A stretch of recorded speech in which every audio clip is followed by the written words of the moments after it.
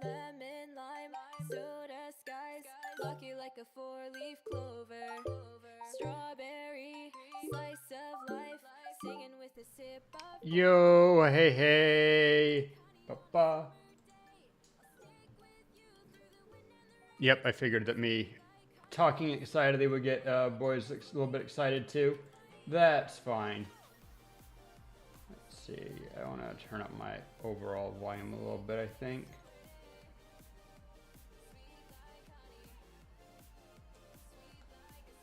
Maybe we'll figure that out.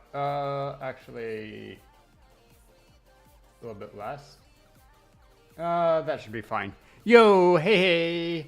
Hi, chat. How's it been? Sorry, I've been gone for a little while.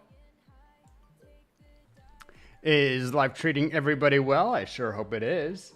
It has been blazing hot, boiling, frying, baking. Oh, I could get baked. Anyway, I actually couldn't. It'd be a very bad time for it. 2, 1, go. Bow, wow, bow.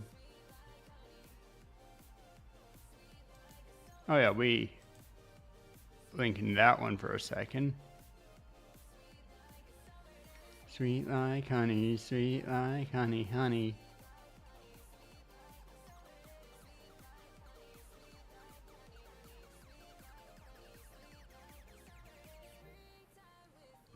Oh yeah. I wanted to check.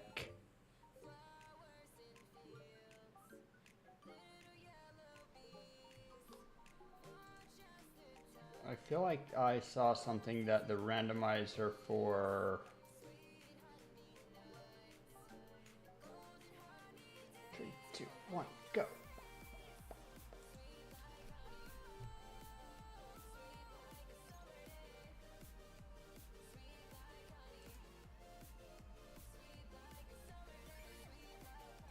Sweet like honey, honey.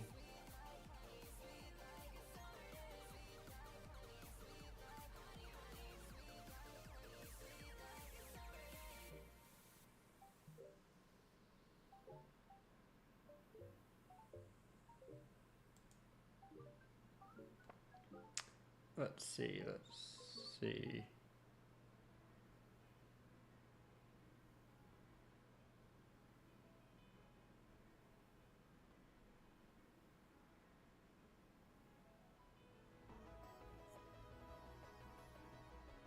Ooh.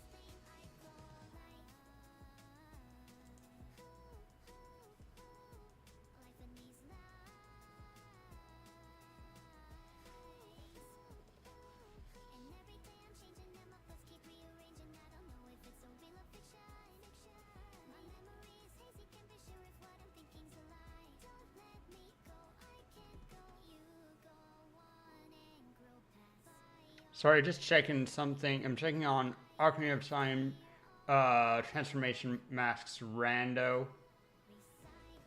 Not.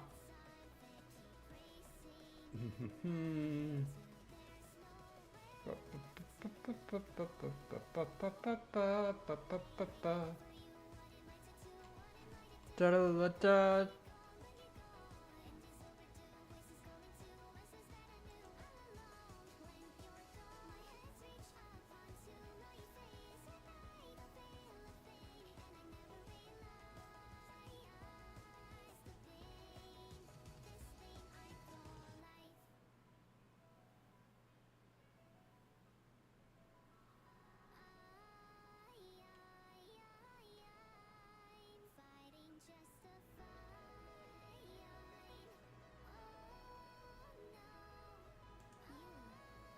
Just jump to present.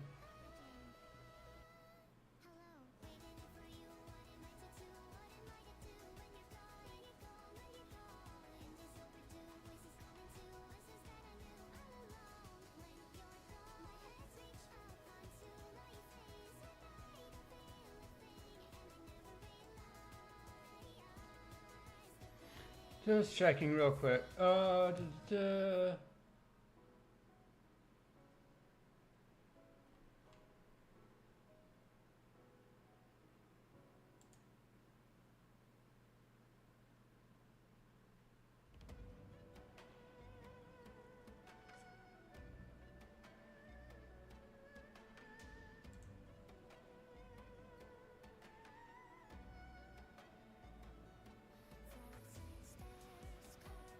I am almost done checking.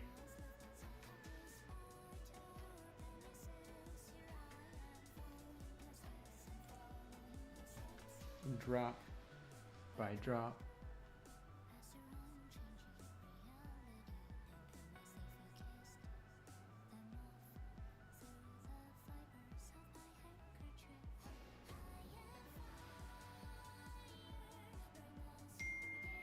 Oh, got something. Sorry I'm being very quiet, very boring. I should honestly still be in...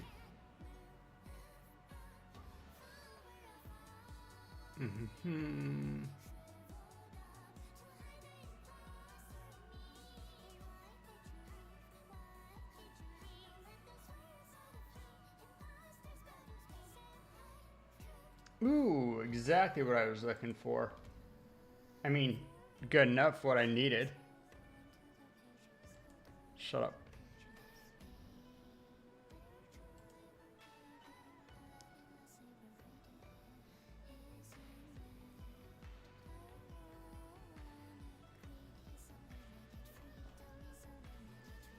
Okie dokie. That's something I am going to need to look into. As of, like 2 weeks old? Anyway, we are just here. We are just going to be hanging out today. It's been a while. So I'll react to some videos. Sorry that was quiet. I was trying to see, I always check, and I should have done it before stream. I always like to check what is the form function for Majora's Mask transformation masks in Ocarina of Time randomizer, and it looks like we have a hit for Ship of Hurricane.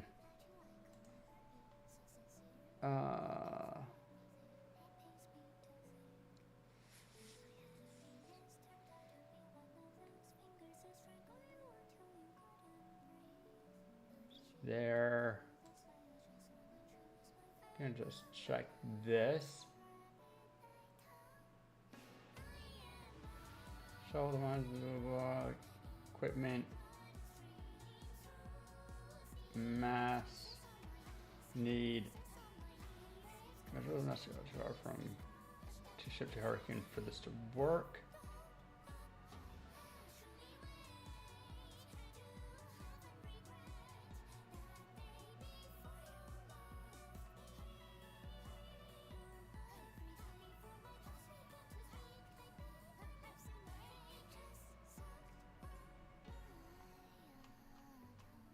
Okay.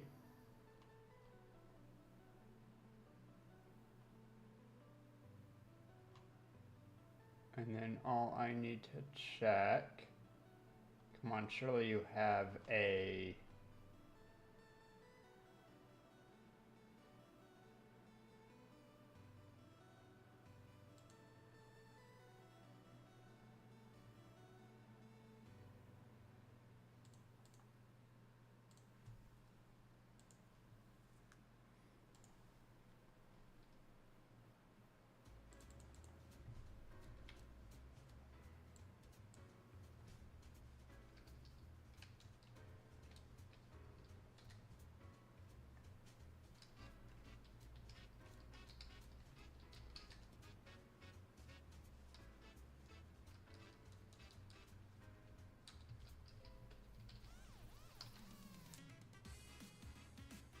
God dang it.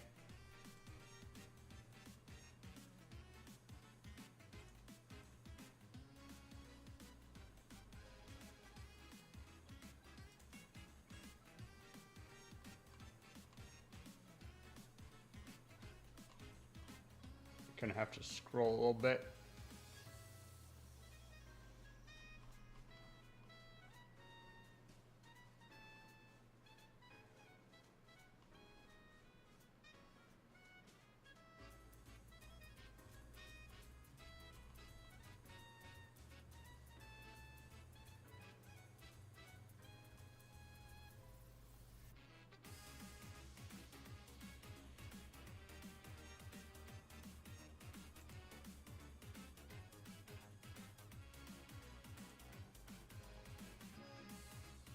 Let's see.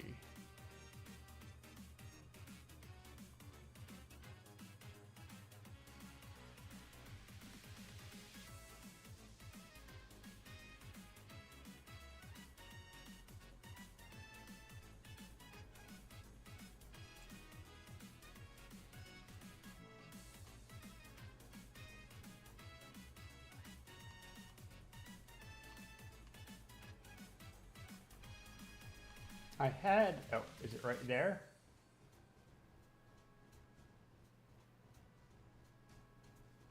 No, no, no.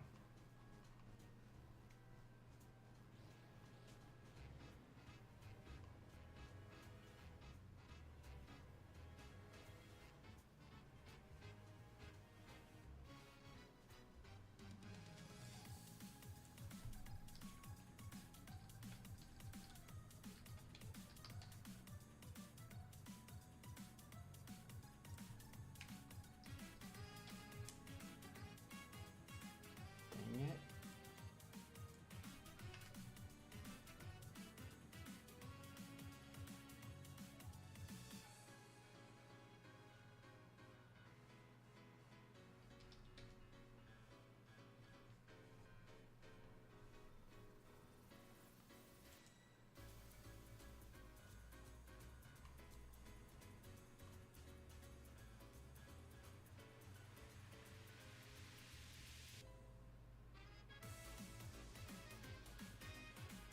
Da, ba, ba, ba, ba.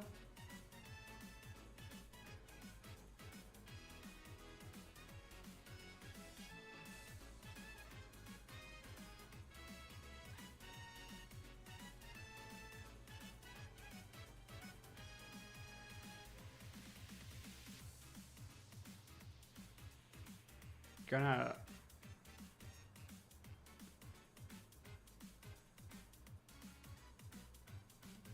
sorry, I should really be interacting more.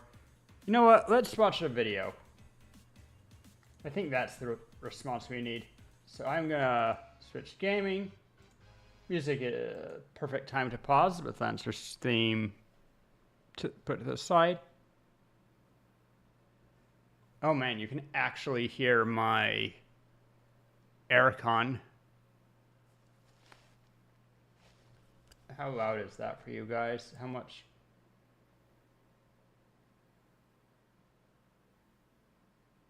Almost background. I don't think need to worry about it. I actually have a bunch of things loaded up.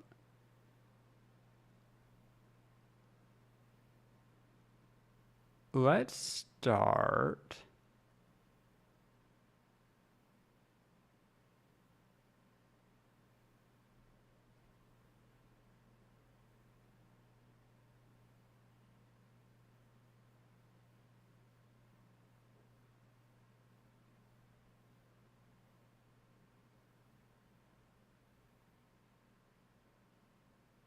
Let's start with units. Sponsored by dumbest units of measurement. This video is sponsored by War Thunder. Or Childhood is ones, often I guess. remembered as the most magical period of a person's life. Dr. Seuss, Bill Nye, lead paint, all mind-bending experiences that make up any meaningful youth, for they serve the vital function of filling a child with inspiration and or cancer. Just like this one. Say hi, Colin. Did you say cancer? Colin here wants to build an elaborate Seussian machine that do all sorts of wondrous tasks, from scooping ice creams while playing the blues, to toppling regimes and tying one's shoes. Now, contriving this convoluted contraption compels Colin to capture quintessential quantities. I love the Only word problem phrasing is, he that doesn't know of Jay any does. units to measure his work in. I was just gonna use metric. But did you know that the metric system is French? Go on. Luckily for Colin, there is a cornucopia of wacky units out there to spice up your life with a bit of whimsy. So today, we're gonna talk about some of history's weirdest units of measurement. Blue Jay is so fantastic. I love him.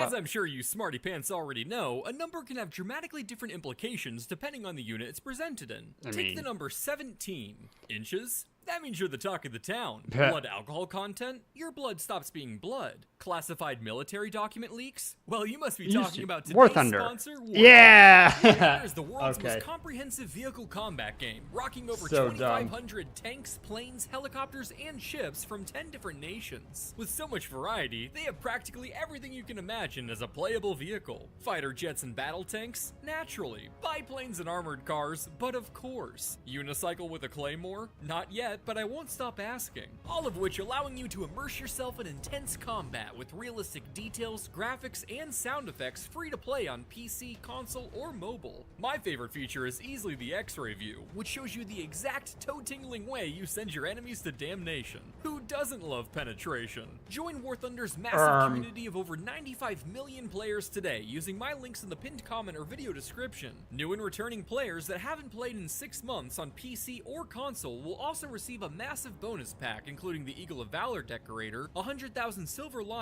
and 7 days of premium account time. It's available for a limited time only, so act quick. And now, back to the video. When it comes to building any whimsical device, the first thing you gotta do is define your dimensions. So how can one go about describing just how long from side to side an object is? I don't know how. Reindeer piss. What? Or more specifically, the poronkusema, an old Finnish unit of length used by the indigenous Sami people. It's defined as the distance a reindeer can travel before having to powder their nose. The unit came about due to reindeers being physically incapable of walking while urinating, and since apparently people have nothing better to do up there than watch reindeers drain the weasel, they found that walking distance to be about 7.5 kilometers. While it's rendered obsolete today, it is still used to describe things that are an obscure distance away. Hey, how far away is the bus? I'm not sure, let me see. Hey, Chad! Yeah, one sec. What the fuck? Just give me a sec. You can't move yet, dude. That's like the whole point of poronkusemas. Dude, it's an expression. No, it's a reindeer. Poronkusemas may be a bit large for the scale of your machine. Perhaps furlongs are more your speed. Back when the English plowed their own farms instead of colonizing them, they defined a furlong as the distance a team of oxen can plow before getting tired. This works out to be around 200 meters. But that's only true if you raise little bitch baby oxen. As I forge mine in a crucible of pain and combat, where only the strongest survive, and are easily able to plow 500 meters like the badasses they are. The furlong can be broken down into 40 rods, 10 chains, or 7,920 gumballs. It also serves as the basis for an acre, which is one furlong by one chain. And if you really want to work your poor oxen to the bone, the amount of land one can plow in an entire season is one ox gang. For a practical use case scenario, if you're taking a date down the street to Coachella to see your favorite hip-hop artists, you could say it's 14 chains to the ox gang gangbang for a 2-chain Wu-Tang Bootang hang. Furlongs and rods are still pretty big, though. Right you are, Colin. For the more intricate measurements, might I suggest the barleycorn? The original base is for the inch. Why don't I just use inches? Aw, because then I wouldn't have a YouTube video, and therefore wouldn't make any money. The inch used to be based on the length of 3 barleycorns. What was that pinch? It was redefined like, using the speed of light. You just summoned a hand for it? Why don't I just use inches? Aw, because then I wouldn't have a YouTube video, and therefore wouldn't make any money. Like, he has no arm, he just... The inch used to be based on the length of 3 barleycorns before it was redefined using the speed of light, resulting in everyone abandoning their dried grains for lame photons. And incidentally, the speed of light...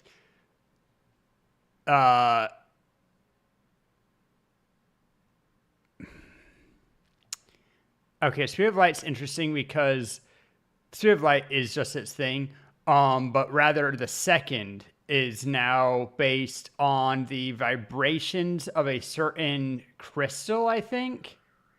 Everyone, except for shoemakers, that is, who, for some reason, find it easier to measure shoe sizes in barleycorn to this day. Hey, can I get a size 11? Sure thing.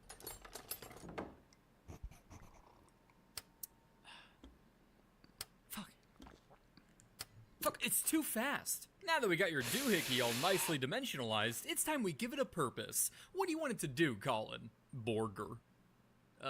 Alright, 1 cheeseburger.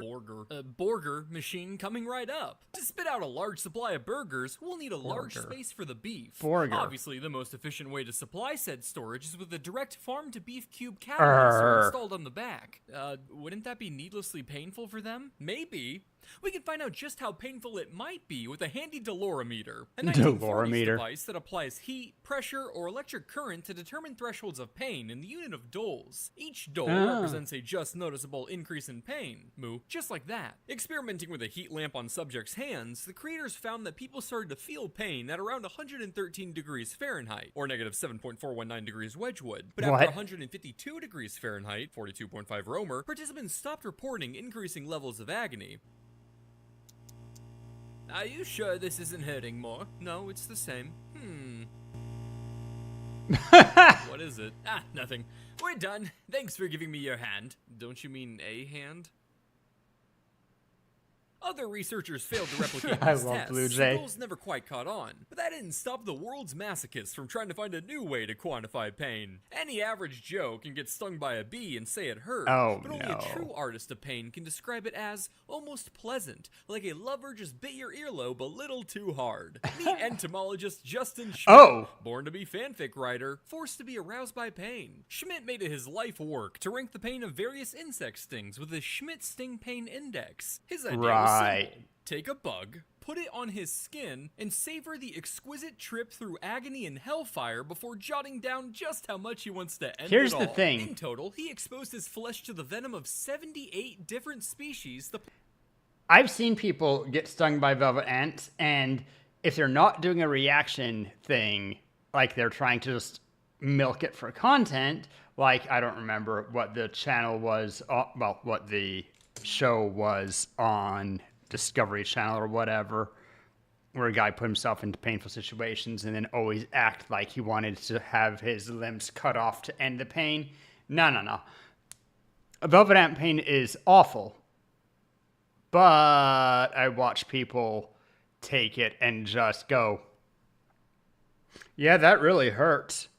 Placed them on a pain scale consisting of 4 levels. But the real treat of his work came from the colorful language he used to pen his experiences. For example, he described a yellow jacket sting as hot and smoky, almost irreverent. Imagine WC I'm alive! Hey, Bravo. Cigar on your tongue. That was just a 2. At the high end, imagine W.C. Fields extinguishing a cigar on your tongue. As someone who's been stung by bees and also been caught on fire, I'm just going to say, I don't know with how well water absorbs heat and how little energy is actually in a cigar. I don't know how much it hurts to have a cigar put out on you, let alone on your tongue. I suspect that it's a lot less pain than getting stung. I mean, a lot more pain than getting stung by a wasp. Just a feeling. He described the tarantula hawk wasp as blinding, fierce, shockingly electric. A running hair dryer has just been dropped into your bubble bath. And the warrior wasp. Okay, so he's actually just dramatic. Torture. You are chained in the flow of an active volcano. Why did I start this list? Of course, no scientific findings can be accepted until they've been replicated. Right. But for some reason, no scientist has tried to do that yet. Okay, except here's the thing. 1 month ago, so he is just lying. 1 second, we need to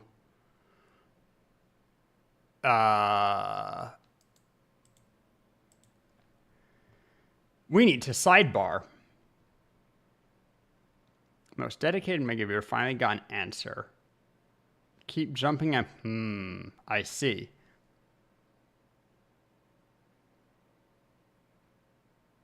As someone who has lit a cigarette on their eye, it does hurt for a brief while. What? Oh, hey, it's me. Crazy.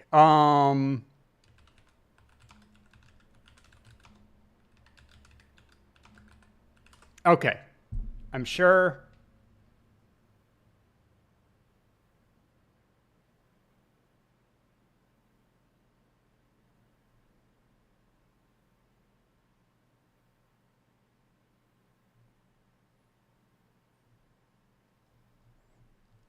Maybe it's in right here.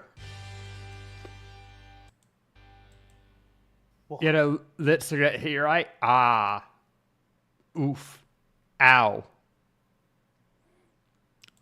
hi there. Now Let's I'm talk about pain. hoping These are velvet ants, members of the family. might need to go to Vtuber, a second also channel known or as cow killers. Now, two of those names are missing. okay. Whatever. We can skip When to it most comes of you, to I'm care, sure. We give the cow killer a score of 5 out of 5. And I'm going to turn over the time to Russ from Aquarimax Pets to talk never a mind. lot more about the care of these cute, terrifying little insects. As you have probably gathered from what Clint has already said, mutilids are not the invertebrate for everyone. Where However, is it? If you have your heart set on some pet velvet ants, here's some care information. Please note that only the wingless females, not the flying males, are generally kept. Velvet ants need some space to move around in, as well as additional surface area within that space. They'll make use of every inch of accessible space you can offer them. Provide things like rocks, cholla cactus skeletons, and cork bark for them to crawl on, crawl in, and hide under. Because velvet For science.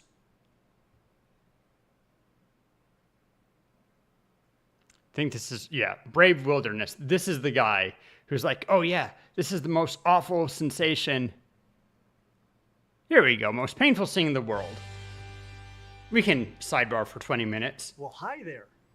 This And by the way, 3 years ago, so definitely, you know, we said hasn't been done for, no scientist has replicated the mark. Only 1 month ago. is a bullet ant. It is reported to have the most painful of all hymenopteran stings. Oh, The bullet ant. hymenopteran insects being the Worse than bees, velvet ants, ants. and wasps. This is according to the Schmidt Sting Pain Index, Who we were just talking created about. by entomologist Justin O. Schmidt, which scores hymenopteran stings based upon the pain they inflict on a scale of 1 to 4. We outlined How have it in things more been? detail when we covered Things have been very warm. It has been scalding hot around here. 31 with humidity. I don't know exactly how much humidity, but plenty. Which of course is tiring if you want to do any work. I did a bunch of housekeeping in the last week or so, but things are actually very good, generally, I would say. Mostly very good. A little bit stressed because I have to renew my visa in a couple months, and it should all go well. Should all go well, but you don't know until you know, right? When here in Florida, oh yeah, I'm sure that you have it worse than I do. I mean, I can't say for sure, but I imagine. Covered the Vel. No, I'm sure it'll be fine.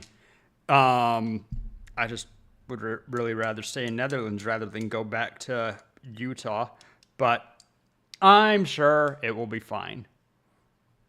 Let's watch. Ant, or cow killer, which ranks as a 3 out of 4. Originally, there was only one 4. This is it, the bullet ant. And we saw them rather often as we were exploring the rainforest for 2 weeks. They were one of the animals we were the most concerned about encountering. I think we all saw what happened to Coyote when he was stung. Here we go, Coyote. Oh my gosh! And Will, despite my recommendation... So that's how Coyote is. Let's see what Netherlands is, because it's 31 is our high today. It's 25.5 in here, despite me having an aircon on. My aircon's just one of those little portable ones that are really bad. I think that's 84 or so. You can actually really easily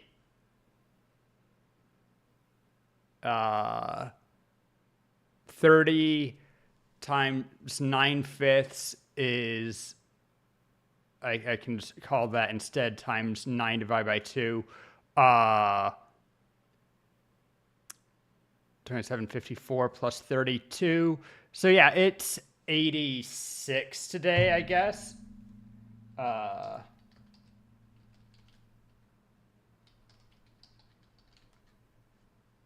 And 62% humidity. Oh, according to weather report right now, it's actually only 26. I guess I was lied to about the temperature. So I guess that's around 78 with 62 humidity. So yeah, you have it significantly worse.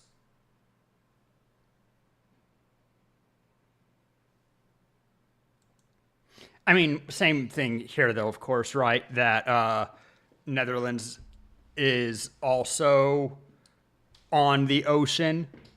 So we also get the crazy humidity. Man, I remember in Utah, you know, good old landlocked mountains where we get days that are like 98 and whatever. And it feels awful, but the humidity is like 3%. So you just like, you put on a damp headband, you feel fine. You use a swamp cooler because they actually do anything as opposed to in high humidity areas, right? Swamp coolers are great if it's dry. But yeah, hot. I guess today is actually cooler than it was last week. But I thought it was similar temperature. That's what the forecast had been done. Oh, I lost my tracking for just a sec. But yeah, anything above... Oh, geez. 25 is fine. It's hot, but it's fine with humidity. But once we're getting anything or above there, it's pretty miserable. One of the benefits of AC units is that they also pull humidity out of the air. So even though my house is just a hair under the temperature outside, since I'm in shade and also have something pulling humidity out of my house, it's probably feels quite a bit worse if I open the door.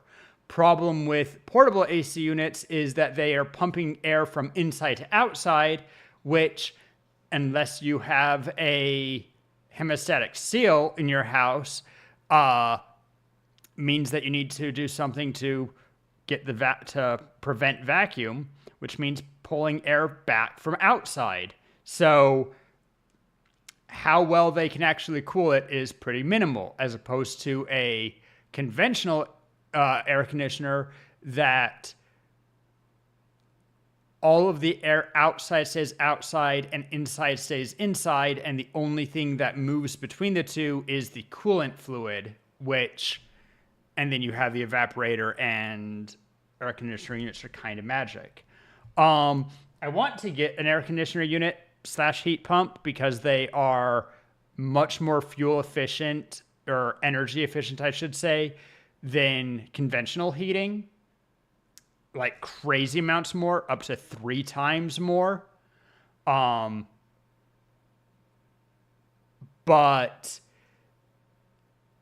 so they make up the savings in about 3 years, make up their cost for heating. Problem is that, if for some stupid reason my visa doesn't go through, which I'll know by November at latest, then I've just put in a 3-year investment and gotten 0 years back, which would be kind of bad. We'll say bad.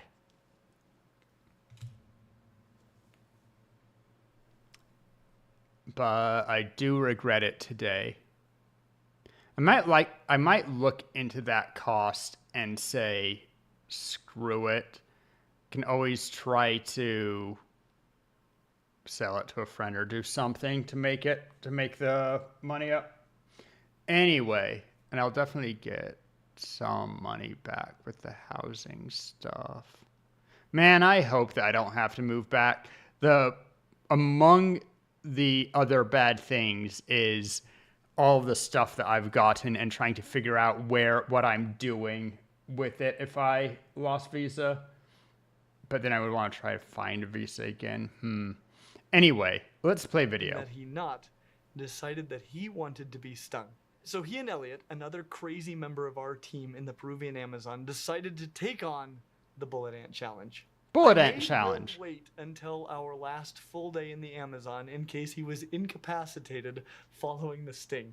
We had so much that we needed to document, and maybe time would allow him to make a wiser decision. This is just such a stupid So they're idea. worried. Knowing Will, once his mind is made up, he's going for it. And this is what happened. What word? Oh, well, hi there. I'm William Atkinson, and I'm about to get bit by a bullet ant. And I'm Elliot Shanker. I'm going to do the same thing. Now just bit? Oh, stung. Done. Oh, that's much worse. Should be fun. We're doing it because Clint told us to. That is so not true. Whose idea was this? Wasn't it yours? Oh, yeah, Peruvian Right, so rainforest. we have to do it Yeah. for reviews. Sure that's Tell the truth. It's a rite of passage. And, when you see something you're scared So- of, you should run towards. Schmidt said that a wasp sting is like having a cigarette put out on your tongue. A cigar, which I don't believe because I've been stung by a wasp and it hurts, but it's like, yeah, that sucks. But when he got stung by a bullet ant, Why did I chained in the flow of an active volcano. A running hairdryer has just 3, this one that goes into 3 was like having a running hairdryer shoved into your bubble bath. towards it. Now let's watch how these guys feel about their 4. Just about. With a blood You want to show us your bullet ants? These are the largest Schmidt's ants bitch. in the world. And on the sting index, they have the worst of all hymenopteran stings. Oh, I thought you guys were going to administer the stings for us. that reminded me of Sword Art Online Or yourself. abridged. I don't know how to do it. I've got tweezers. I've got a pair of pliers there for you. So it's going to sting me, and then I have to take it out? You do whatever you want to do. This is your thing. My arm's too skinny.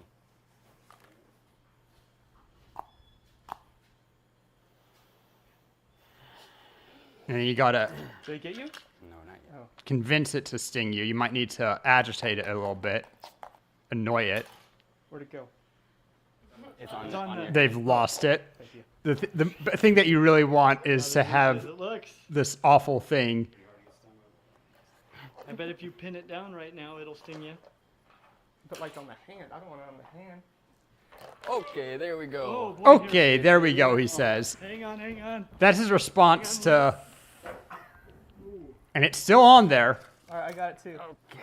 5 seconds of being stung. Right. It took Will- a while to feel. Now what? Well, 5 seconds, Yeah. he's mad at you. He doesn't. It's Where's really did you 6, contain your answers? 7, Do I take 8, it out? It's up to you. This is your You experience. feel it? Yeah, I 9, definitely feel it. I feel it. 10. Okay. I feel it, they say. Come on, buddy. Get it out of my hand. The fire's just spreading slowly. It's still pretty centralized right there.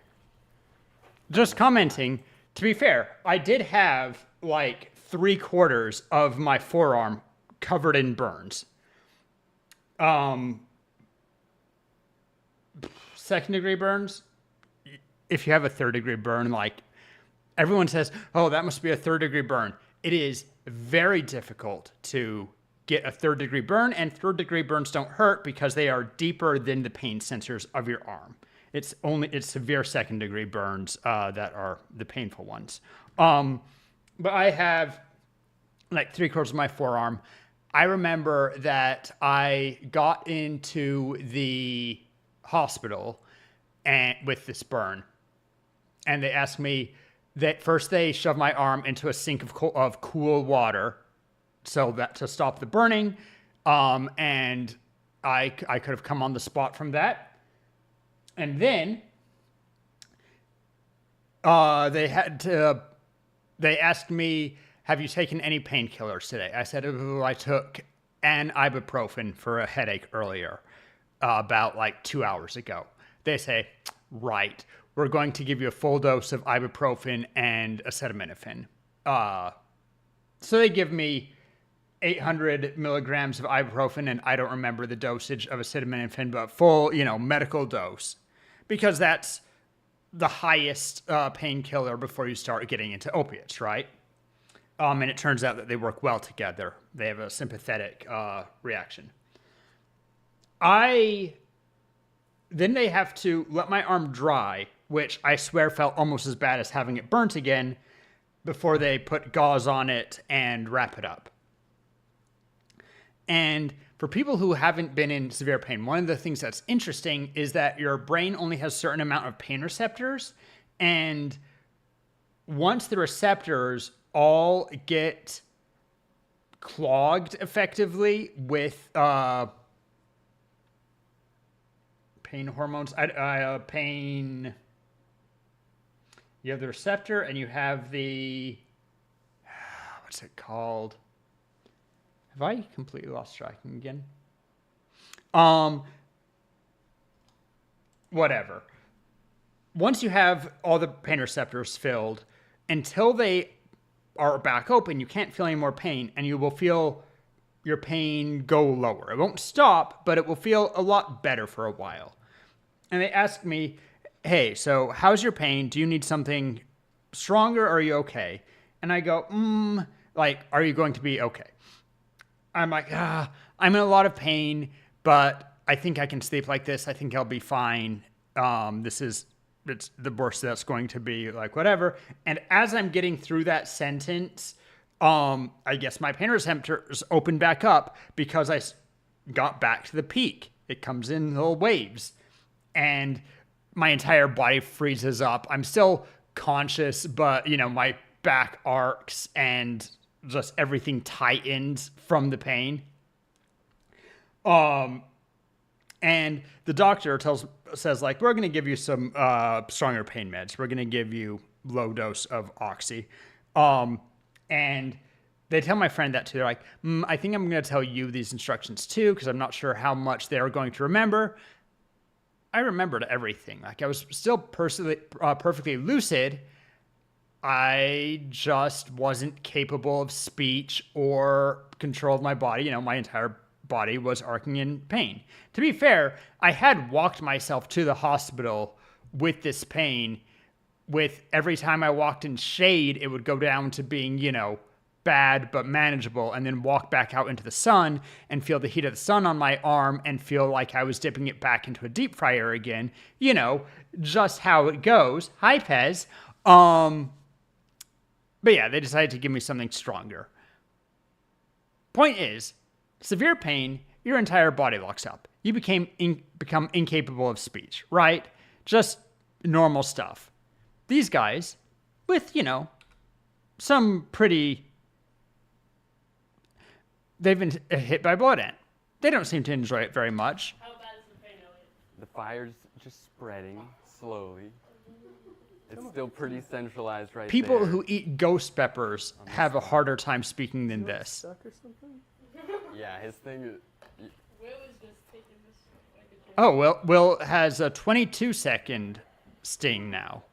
24, 25. There we go. Got it off at You got a 25. pretty good welt already, don't you? So let us know what this feels like all along the way. It felt like a really strong bee sting. Yeah. A strong It's bee sting. Just slowly getting more and more powerful.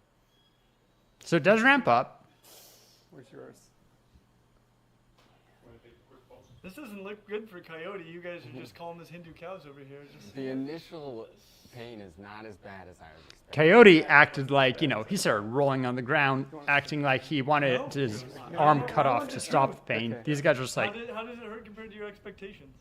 Well, it's less so far, I think. Yeah. So the sting hurt when the stinger was in there, and now like I can feel it kind of throbbing a little Yeah, bit. throbbing and slowly spreading, but Yeah. you can feel your heartbeat. as intense as I was expecting. They're still smiling. They're like, It's not debilitating. And No, nothing not yet. else but on your arm? Yeah. Are these bullet ants? yeah. Are you sure that these are bullet ants? You should try it. Yeah, I think you could all should try it. Yeah. I thought I was too. I was ready to. I was ready to freak out. It's like- But almost like a being bullet. not a YouTuber, they're not doing crazy reaction. Just little spirals of pain. Yeah. Like he's willing to touch it. That's all. When I have a severe pain something, like Oh yeah. Well, at least you're on. Well, if you're allergic, it'd be a just several problem. hours away by boat from any real medical attention. It's perfect timing. I will say my pulse is lower now than it was when I was really nervous about the bite. My pulse is Is it- lower is it now still getting worse, than or- being hyped up for it. It's about the same. Yeah, it's about the same. So compared to like the wasp bites that you get, they're more intense, but then it's fading quicker, or? Well, I don't think we've either. So far, how would you rate this experience? Super minor. I had a migraine last night that was like 1,000 times worse than this. Right? Elliot? I rate it 6 out of 10 on the fun scale. Good experience. Okay, so it's been about 2 hours, and at first it only felt like kind of like a bee sting, and it had a kind of an aching pain. But all of a sudden, I don't know if salt got into it or what, but it feels kind of like when salt gets into a wound. Got a zing of nerves going all the way down to my elbow, and goosebumps from pain. Feels very much like a searing burn. Still not quite as bad as I expected, but I'm surprised I'm still feeling it 2 hours later. Can I see the actual? With a nice welt. You know. I'm just going to try to get from the side a little, see if there's any three-dimensional. Is it a bump, or is it just? No, it's just like a rash almost. Okay. Is it Actually, warm? no, Is there- it warm to the touch? There's a little bump right where the sting happened, and it feels kind of like zingy, like it's interacting with the nerves in my arm. He's willing to tap it. Yeah. Well, I'll keep you updated. Okay. All right, so now it is the next morning. We're actually beginning our return home. We're in the city of Masan. And Will had a very interesting night with respect to his bullet ant sting. So, Will, give us an update. So I think I mentioned that it got worse about 2 hours in. It felt like burning, like a hot poker. Just kind of pushing in the spot that I got stung. Here it is now. It kept feeling that way until about 4 a.m. So I didn't sleep very well. It got to a point where there were goosebumps all around it, kind of like a painful. You know how you get goosebumps for burns sometimes? Well, that's how it felt. Definitely felt like a burn and like achy. So I didn't sleep very well last night, but when I woke up, I still feel it, but it's like way less. So I'm totally fine now. I just have a red mark And I think that's the end of the bullet ant sting. So, yeah. And he had it on there for like huge time. I agree. Schmidt's a bitch. Just has no sense It's been dropped into your bubble bath, and the warrior wasp as torture. You are chained in the flow of an active volcano. Bullet ant. Why did I start this list? Of course, no scientific findings can be accepted until they've been replicated. But for some reason, no scientist has tried to do that yet. Okay, Schmidt, go ahead. Then later, I don't know if it's in this same video or if it was someone else I was looking at, but they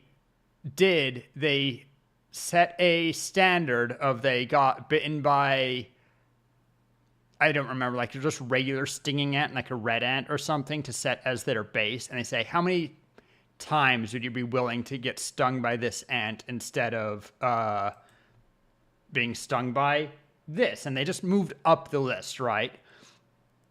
And they got like, yeah, it's bad. I don't enjoy being stung by this. But that said, like,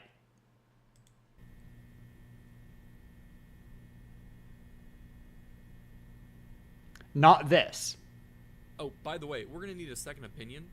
Okay, but back to the cow. Oh yes, Betsy here registered pain at a pressure significantly lower than the grind force of the mincer. So yeah, this will be quite astronomically painful for them. Then we shouldn't do it, right? But Colin, that But pain is Colin. nothing compared to what your shareholders will experience if we don't maximize profit. So set that mincer to Happy Meal and let's get a cooking. The shredded meat of one Betsy here is enough to spew out about 2,200 quarter pounders, or as we'll advertise them, 0.008 sluggers. To supply that many, our beef cube will weigh in at 24.9 Turkish Batmans and take up 7 Turkish Batmans? space. Okay, that last one is just a figure of speech. Right you are, my boy. One that came from a very real unit of volume, the butt. Equal to 2 hogsheads, a butt, like most of these units, could vary wildly, equating to 130 gallons for ale or 126 gallons for wine. Therefore, if you recall my So now you know slang video where we exactly learned what a the phrase, buttload To is. suck the monkey meant to steal booze from a barrel with a straw. Depending on which barrel you choose, it wouldn't be incorrect to say you sucked the monkey from the butt. Oh, And okay. enough of the British, just how long will your machine here take to cook the burgers? Well, considering the fast food nature of the device, you might be tempted to say a jiffy. But by doing so, you're now legally jiffy? bound to a verbal contract you have no hope of fulfilling, as a jiffy just so happens to be a very real unit of measurement. Originating in the roaring 20s, the jiffy was first defined as the amount of time it takes light to travel 1 centimeter in a vacuum, about 33.4 picoseconds. Let's cut you some slack and say you only need to cook the patty in that amount of time. Heating up 1.008 slugger to Flavortown temps takes about 24 kilojoules. That doesn't sound bad. Not at all, champ. But to do so in a jiffy would require 730 terawatts of power, which may be a little difficult to pull off, considering that's about don't have anything- 262 times the entire energy consumption of the human world. But I believe in You don't have Colin. anything more You're fun than a better what? the entire human world. All we'd need to rev up those fryers is a measly 730,000 nuclear power plants shoved into your little energy compartment here. What, this thing? He dead. What was that? About 4.06 trillion bananas. How are they in Potassium, there? Well, Colin, what you just experienced radiation. was the banana equivalent dose of 406,000 sieverts of radiation. Yeah. You see, a banana contains naturally occurring radioactive isotopes of potassium, and the average amount of that potassium in the average banana is roughly 0.1 microsieverts, aka 1 banana equivalent dose. Which is also more than radiation than you'll get if you live a couple of blocks away from a nuclear power plant. Nuclear power plants don't give that much radiation. A coal plant is orders of magnitude more. The unit, while informal, proves useful for visually describing infinitesimally small amounts of radiation to the stupid public who gets terrified when concrete gets too tubular. A person's average daily exposure to radiation, There we just go. strutting around, is about 100 BEDs, and the maximum banana equivalent dose for a radiation worker in 1 year is half a mega banana. As for a lethal dose, why, that'd be about 35 million bananas. What, and I was hit with 4 trillion? Yeah, there's 730,000 nuclear power plants in there. Yeah. Why are there that many unshielded nuclear reactors behind one flimsy metal door? Well, I didn't think you'd open it. Is there any chance I Yeah, can that's live? the shielding. Why, lucky for you, we can measure that with our next unit, micromorts. Micromorts? Paranoid Polly who wants to know just how dangerous various activities are? Well, micromorts are the unit for you. Yo. Representing a 1 in a million chance of death, they were introduced by Professor Ronald Howard to serve as a rough estimate of risk. This sounds for decision amazing. Analysis. Going hang gliding, 8 micromorts. Okay. Giving birth, 120 micromorts.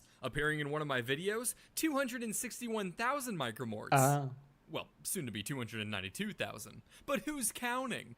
I'm counting. I don't want to die. You don't want to die poor, you mean? Because before I hand you off to the Grim Reaper, we need to market your burgers. First things first, let's select a location to set up shop. And funnily enough, there just so happens to be quite the thematic scale for determining the perfect country to exploit. What? The Big Mac Index. Oh, Originated no. In the 80s by The Economist, the index looks at the price of a Big Mac sold in McDonald's restaurants throughout the world to compare the purchasing Oh, power my. of various countries. Since the Big Mac has had its production streamlined to capitalistic perfection, practically the only thing determining its cost is the local currency's strength. And what started as a Not entirely true, because also, like in the Netherlands, you know, we pay workers.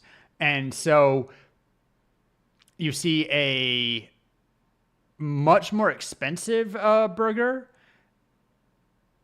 but the currency is not that much more valuable because the purchasing power, et cetera, et cetera. Because the Big Mac is, yeah, paid more. Also, ad break in 1 minute to my YouTube video watching. Anyway, all the good The stuff. half joke took off as Burgernomics became a Burgernomics, globally recognized bleh. metric for economic health. Yep. Uh-huh. Wait.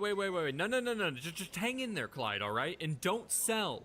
We'll see what happens when the market opens. I'm confident the portfolio will recover. Okay, one Big Mac, that'll be $18.95. Almost the price in Netherlands. Like, not $18.95, but I often order online, so there's some, you know, shipping, whatever. I will order, not Big Macs, but, you know, a Big Mac equivalent, different store. I'll get like 2 burgers, and it'll cost me like $20 or more. $10 for a Big Mac. I think Big Macs right now are $7, $8. Hi, Minx! And it's just because, you know, if you pay above U.S. minimum wage, if you pay a living wage to your employees, you gotta recover the price somewhere. So seriously was this metric taken that Argentina even forced McDonald's to sell the burger in their country at an artificially low price to try and mask their inflation. Looking at the most recent Crazy. data, to maximize your profits, let's source our Betsies from Taiwan and sell your burgers in Switzerland. To draw in customers, Switzerland we're gonna $8 pump out some burger? ads. All right. Only problem is, how do we choose the hottest model to most effectively sell your burger? Introducing the Millie Helen. Inspired by the myth Helen? of Helen of Troy, whose face was so beautiful it launched 1,000 ships to recover her in the Trojan War, 1 Millie Helen represents enough beauty to launch 1 ship. Hey, can Okay. you guys clear out already? I have shipments coming in. Nah, don't reckon I'll feel like it, mate. Rachel, can you come over here? Alright then. Only 1? I see. Conversely, -1 Millie Helens represents the amount of ugliness required to sink 1 ship. Rachel, honey, what's wrong? Wow. While more of a joke unit, there were still people throughout history who attempted to quantify attractiveness. Clavicular. Beauty is purely objective, after all. Take the beauty micrometer, a tool painstakingly designed to maximize both aesthetics and nightmares. Invented in the 1930s, By measuring your the skull. device used Great. metal screws to measure every minute ridge and valley of your anatomical skull structure to pinpoint the exact areas to reduce or enhance with makeup. Literal Objectify skull women, measurements. Take a lap, loser. Back in the 30s, real Sigma's modified. I don't know about this. I mean, is true beauty something we can really measure? Well, you know what they say. Beauty is only skin deep, right? Now let's find out how deep. While all these Oh. measurements are nice and dandy, I know what you're all thinking. Why does it have a Jay, sock? How can I possibly comprehend these units without gumballs for scale? Well, worry not, gamers. I crafted a nifty little visual guide with as many gumball-based units as I had time to derive. Some units were simple, like gumball length being just the diameter of your standard gumball, but other units required more creativity, such as gumball time being how long it takes light to travel the diameter of one gumball in a vacuum. If you're curious how I went about calculating these units, I'll be posting an in-depth gumball measurement breakdown on my Patreon. Explosive so make sure to yield? sign up. Link in the description. You just might be autistic. Well, looky here, Bah. Colin, your first customer. Why don't you serve up your first .008 slugger for the lad? One patty coming right up. Yeah, forgot Blue about Jay, those what in nukes. fuck's name was that? Well, what did you think was gonna happen? You just cooked a beef patty in a jiffy with 730 terawatts of nuclear power. You can't expose mortal flesh to the full force of God's wrath and not expect plasma. Is he dead? Sure is. Congrats on your Why first did you kill, tell by Colin. You should sniffing? take your murderous skills on over to War Thunder. Make sure to check them out Oh now my on God. PC, How did we get PlayStation, this Xbox, ad? or mobile for free using my links below. Anyone who hasn't played in 6 months Honestly, will get if you're massive getting a bonus sponsor pack from, on PC if and you're having consoles, Blue Jay including sponsor you, premium you know vehicles, what you're up 100,000 for. Silver Lions in 7 days of premium account time. Wacky units. 12 out of 10 stars. I enjoy Blue Jay a lot. What should we watch next besides Most Painful Sting? How about... Oh, I do want to know this. Thank you for joining me. How you guys doing? Yeah, actually, no, I do want to, but we can do better. Sad Speaker Showdown. Why are you not in theater mode? Thank you. Gonna take a couple of quick checks to see. Okay, we can actually close that now. Tangent over. Homemade jet boat. Hi, I did a thing. Haven't seen you for a while.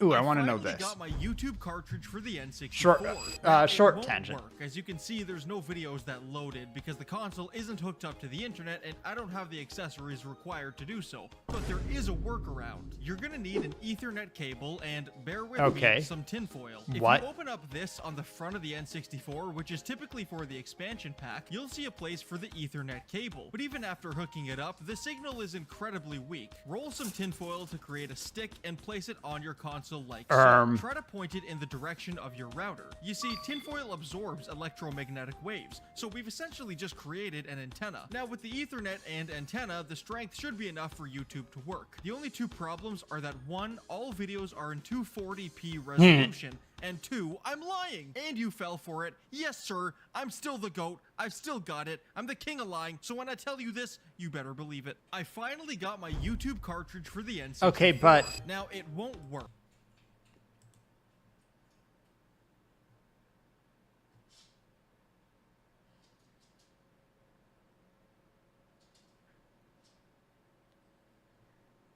All right, I'm gonna look. I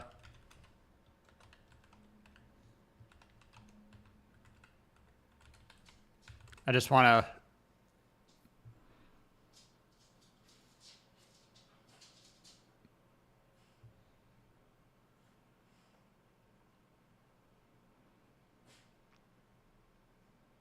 Looks like there's nothing except for that, but you do see TASes that they'll get signals using whatchamacallit.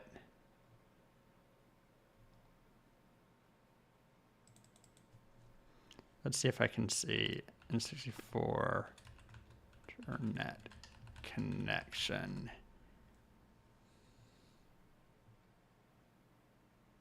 Online N64 games with a flash cart.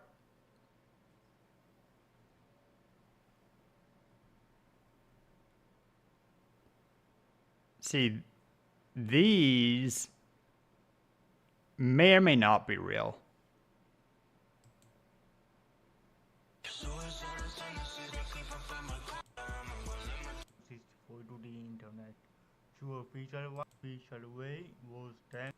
Never mind.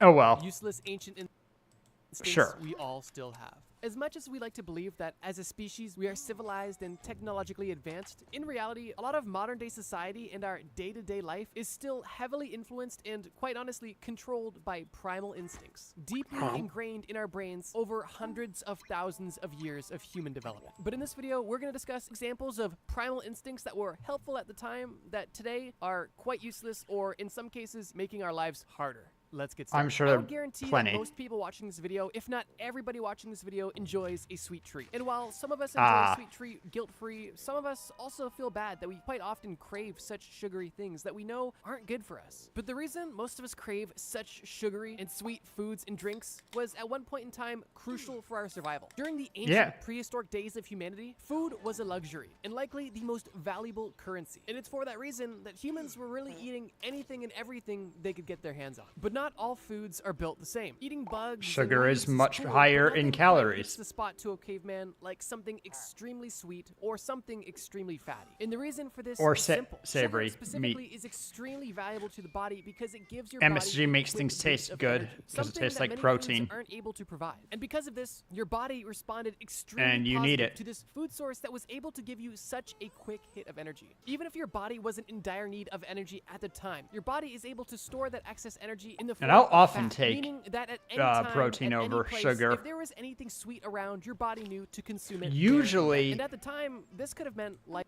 Usually what I've noticed is that when I really get a strong sweet craving,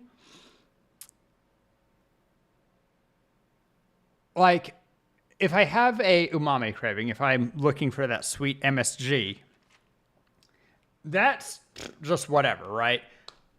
That's saying that I need more meat. That's fine. I probably could do more protein, whatever.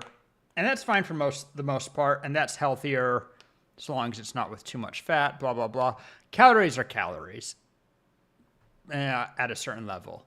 A sweet craving, what I would be getting sweet stuff from in nature is fruits, mostly. Means that I'm probably lacking in, well, among other things, potentially, well, calories in general, but also vitamin C, other things that you get from fruits. If I eat fruits or even sometimes take multivitamins, it'll help with sweet craving as much as eating sweets. We still definitely have the craving for sweet, but it's, and this is someone with a incredible sweet tooth. I think people oversell how life much or we death. crave now, sweet. Unfortunately, the stakes today are not nearly as high. And I would say that most people, if not everybody watching this video, does not struggle with food scarcity either at all or definitely not to the extent that cavemen did. Meaning I mean, that eating sure. a bag of gummy bears on your nightstand isn't life or death. It's really just how much willpower do you have to overcome your primal urges.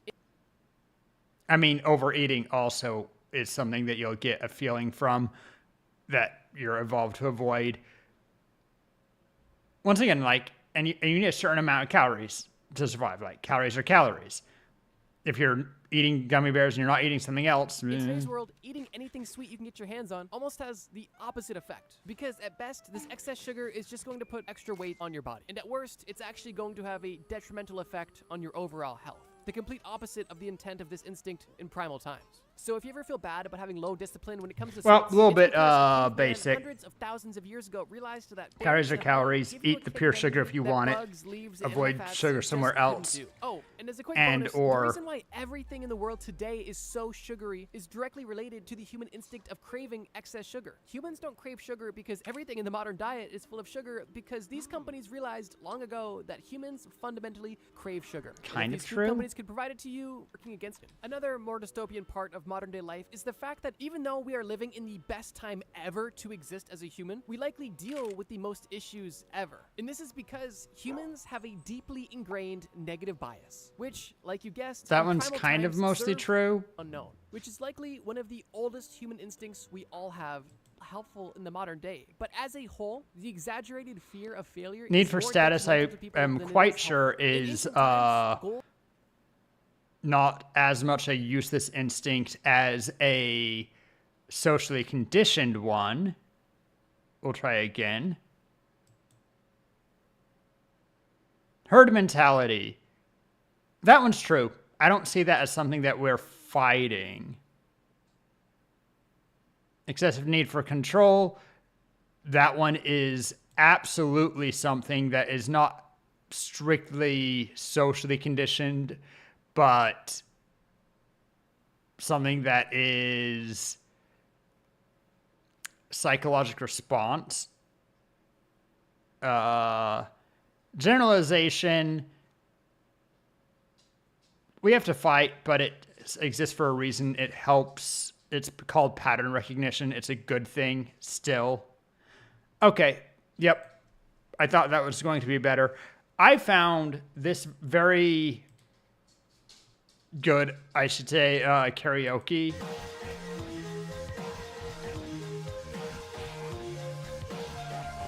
Sometime I need to go through and phrase by phrase learn phonetically I so that I actually know the lyrics properly. And then I can use the Romanji here to just remind myself. And do an I karaoke. Seems cool. Let's see. This tank shell from this scorpion nearly vaporizes my Su-25. Man, getting hit by a tank shell would... main defenses are gone, and I ignore the Scorpion to focus on this tank with my laser-guided rockets. These give me the ability to maneuver while accurately guiding them in. I jettison my empty launchers and start looking for the Scorpion that nearly gave me a heart attack earlier. But my 800-pound anti-tank missile is not targeting the Scorpion, as I have targeting planes from your tank is crazy. This M60 witnessed my accidental war crime and decides to see how I like receiving an anti-tank round. Like, this tank shell from this... What the heck?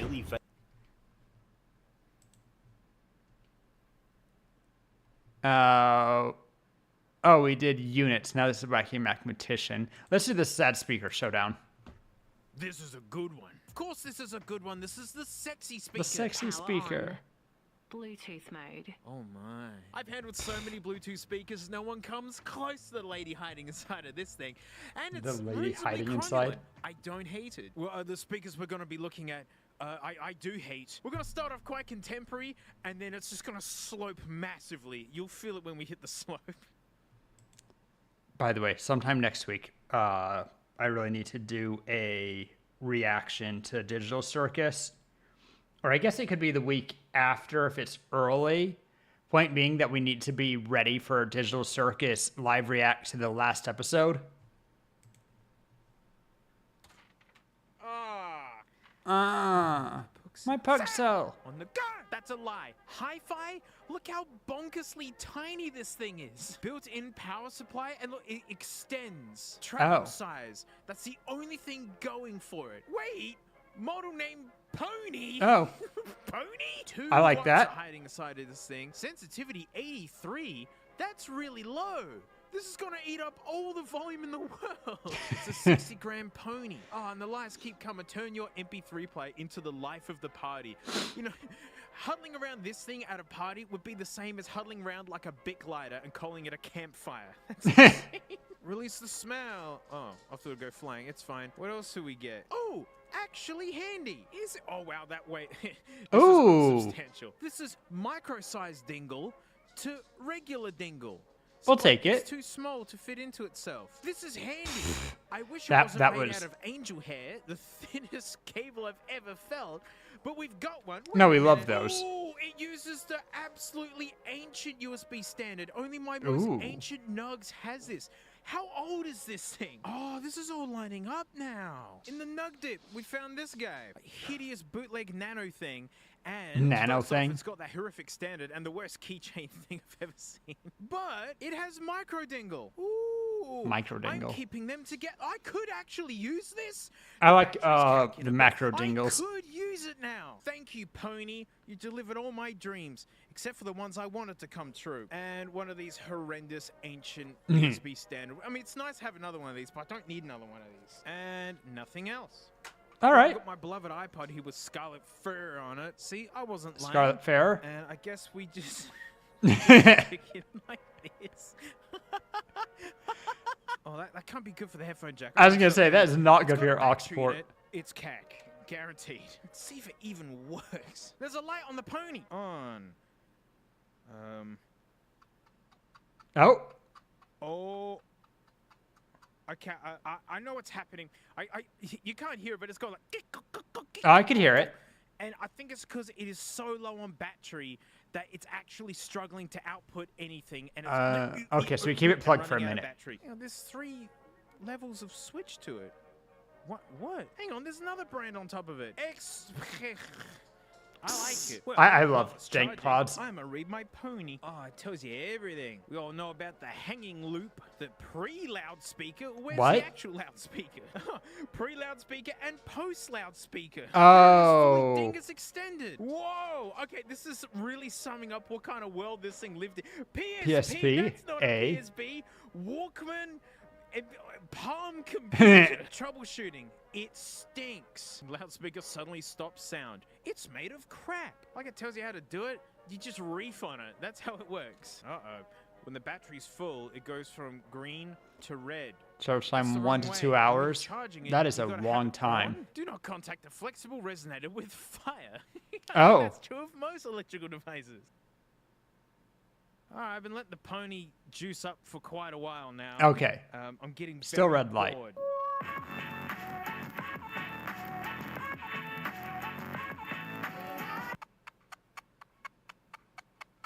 Oh, I started to hear it.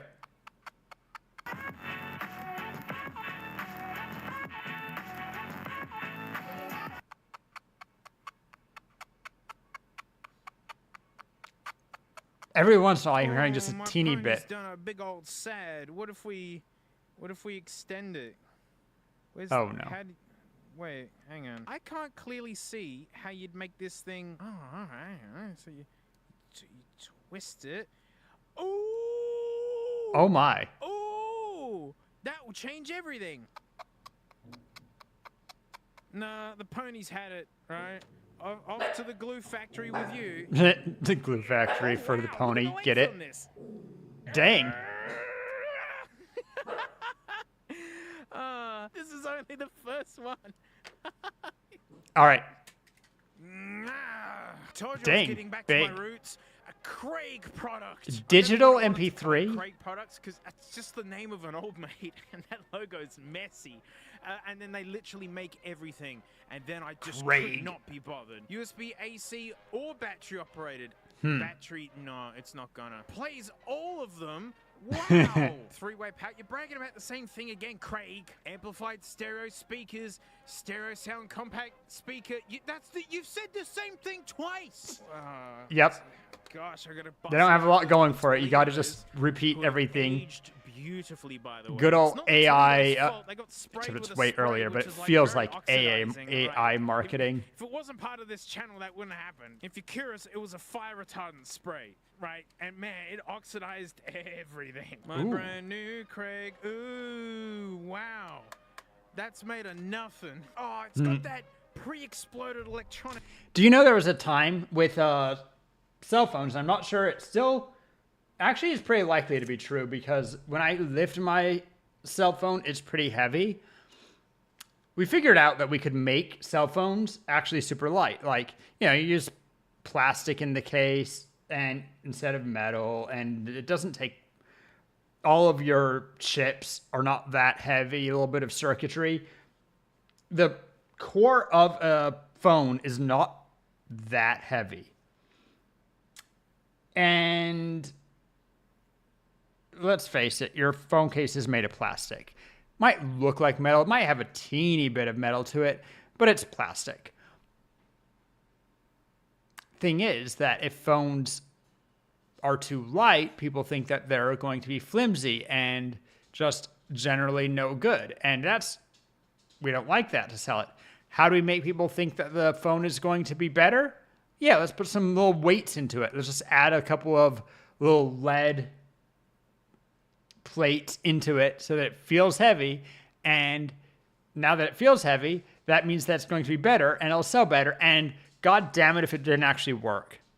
smell. This power unit is intended to be correctly orientated in a vertical or floor mount position. What? Oh, it's Americana flavored. I'm not dealing with that. That's a dark piece of some kind. That's what Craig's got to say about it. Oh, junk. Oh, good. We can just power it over USB. Fantastic. I love reading the warranty where it's like, Craig warrants the product free from manufacturing defects. Like, Craig personally warranting it. Somewhere. Like, I was from Florida. Okay. Is this technically a Florida man thing? It's just a lot of guff and crap. Craig loved putting that on there. Oh, also, I found out why we have the Florida man stuff is because Florida is one of the places. It's not just that Florida people are extra goofy. Florida doesn't have any privacy laws on people reporting, basically giving full information of people arrested for stuff, whether or not they're honestly validly arrested. But most places don't allow you to do that. You're not supposed to give out all of the information. But they can't give names. They have to just call, they'll give the place and gender. But so that's why we get Florida Man, because that's how they report it. And then they just report all of the stuff to news. Anytime someone gets arrested or does something silly, they don't have any laws to prevent the information getting out. And so a lot of information gets out from there instead of other places, and we get Florida Man. USB, but good. This saves a lot of faffing about. I don't have to waste my precious book cells. Oh, good length on that bad boy, huh? Another Orcs. Wow, it's my lucky Craig day. Oh, my Lucky head's Craig day. Look at the plastic molding. Look how distressed it is. You ready? I said here we go. Here we go. Ooh, not nice.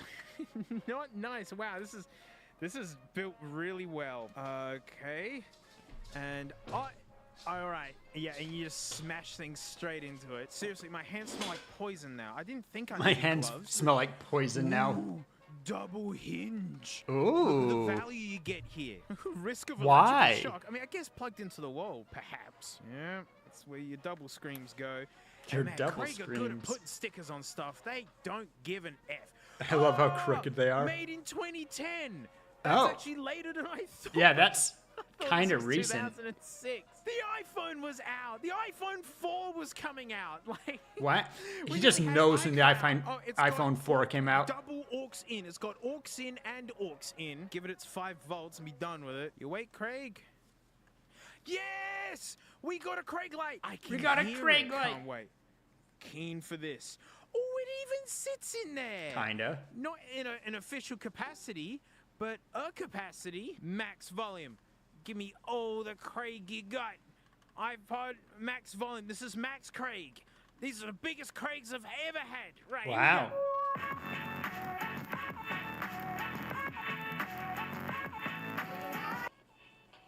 here we Wow. Oh no.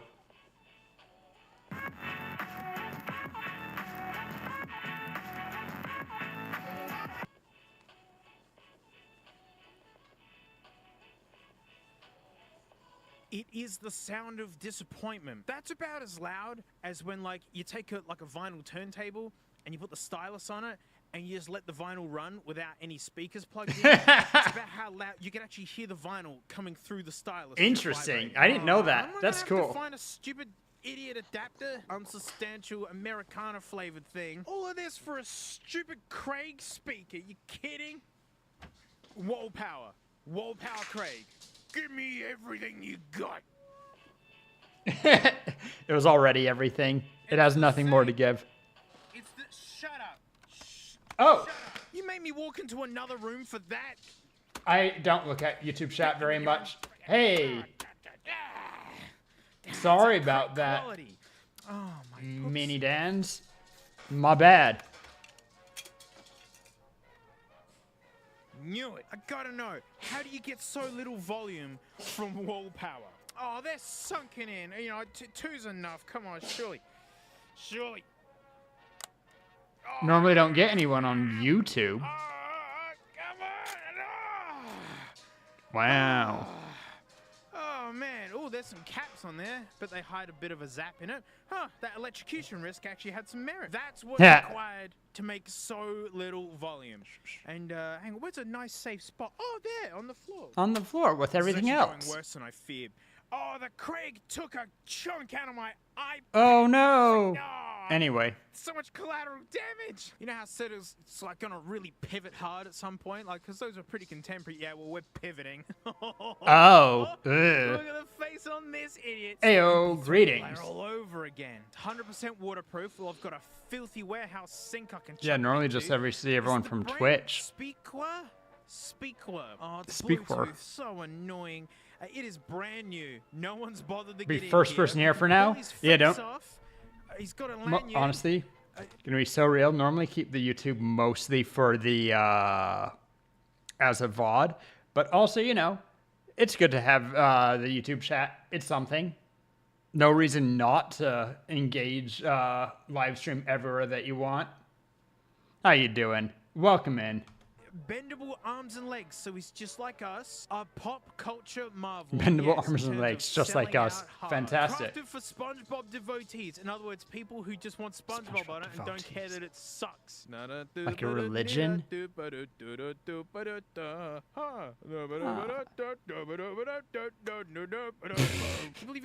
He's such a dork. I love it. Said no.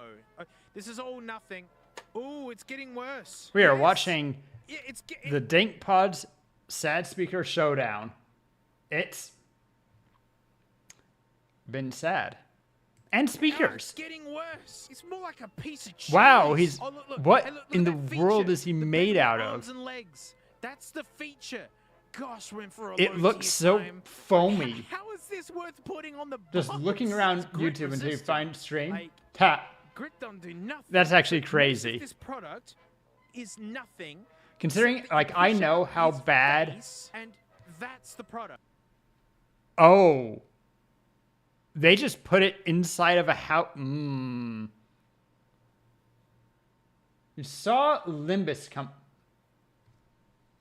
I'm sorry, did it not change the title? Excuse you. Need to find my. Now I have questions. Looking at my own channel real quick. I mean, I don't get me wrong.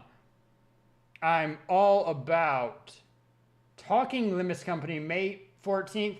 Gosh dang it! I updated that title. Why did it? Should be May 29th, among other things.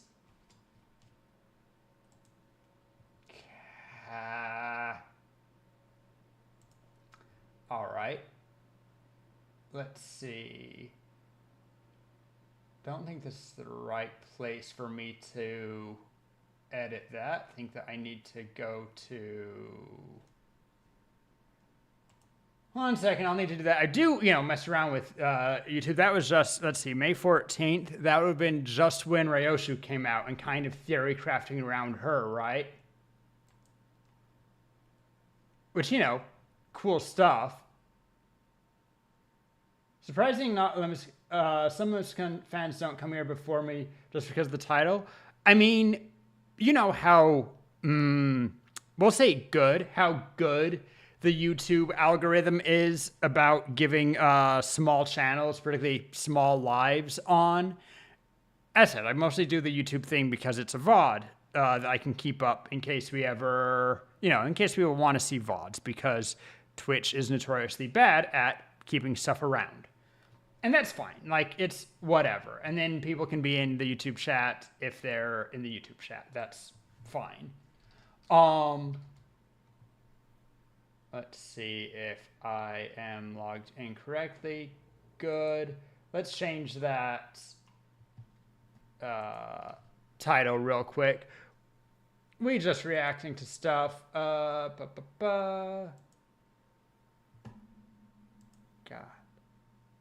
Okay. Edit video. Fix that real quick so that we can not deal with it. But I do enjoy, don't get me wrong. Limbus is one of my favorite games. I don't do a lot of the story on stream just because I've been working through it with a friend. But like, you know, I do a lot of gaming, and Limbus is fantastic. All Project Moon is. I'm just finishing up also on the side my first playthrough of Library, which I kind of wanted to do before I finished Limbus, but then I was in with the collaboration, Arknights collab.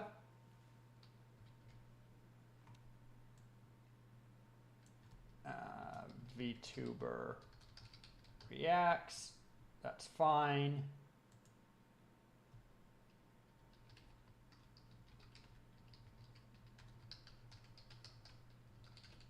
I'll even add description today.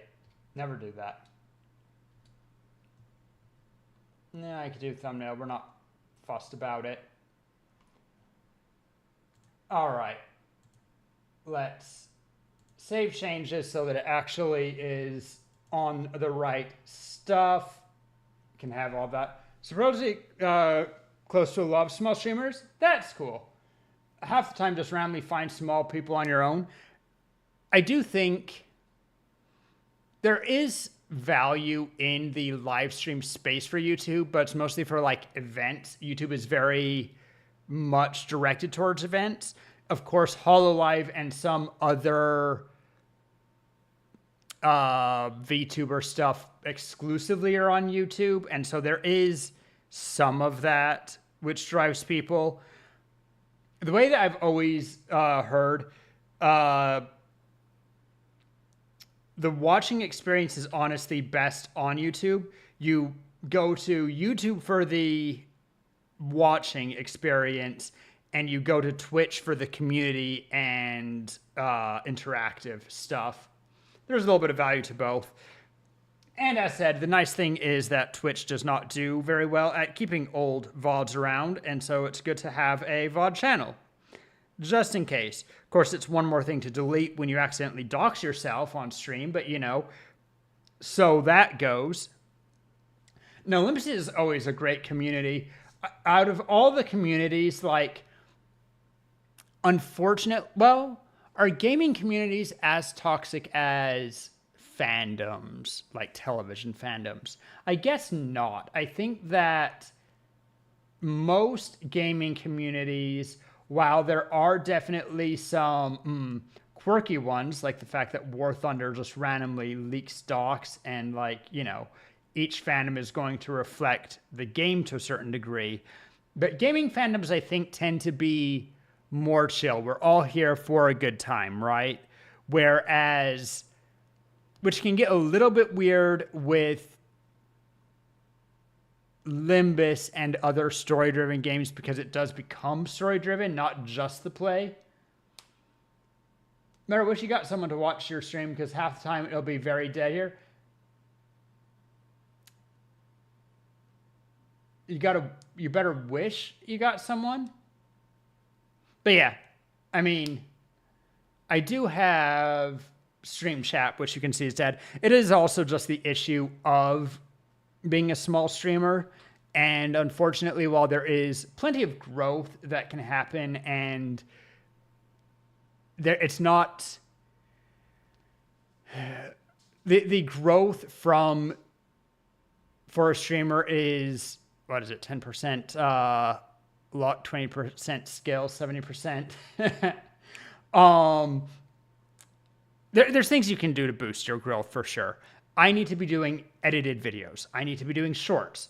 These are things that honestly, I could do a very basic version of it, just do a quick clip this section where we talk about that. Rory talks streaming challenges. Make that into a short. Clip the 1 minute, send it out into the world. Need to be doing kind of that stuff to grow. I think that one of the better advices for streamers is to make plans, and I've not been doing that, certainly not today, make plans on how you do stuff so that you do have the potential for short form content.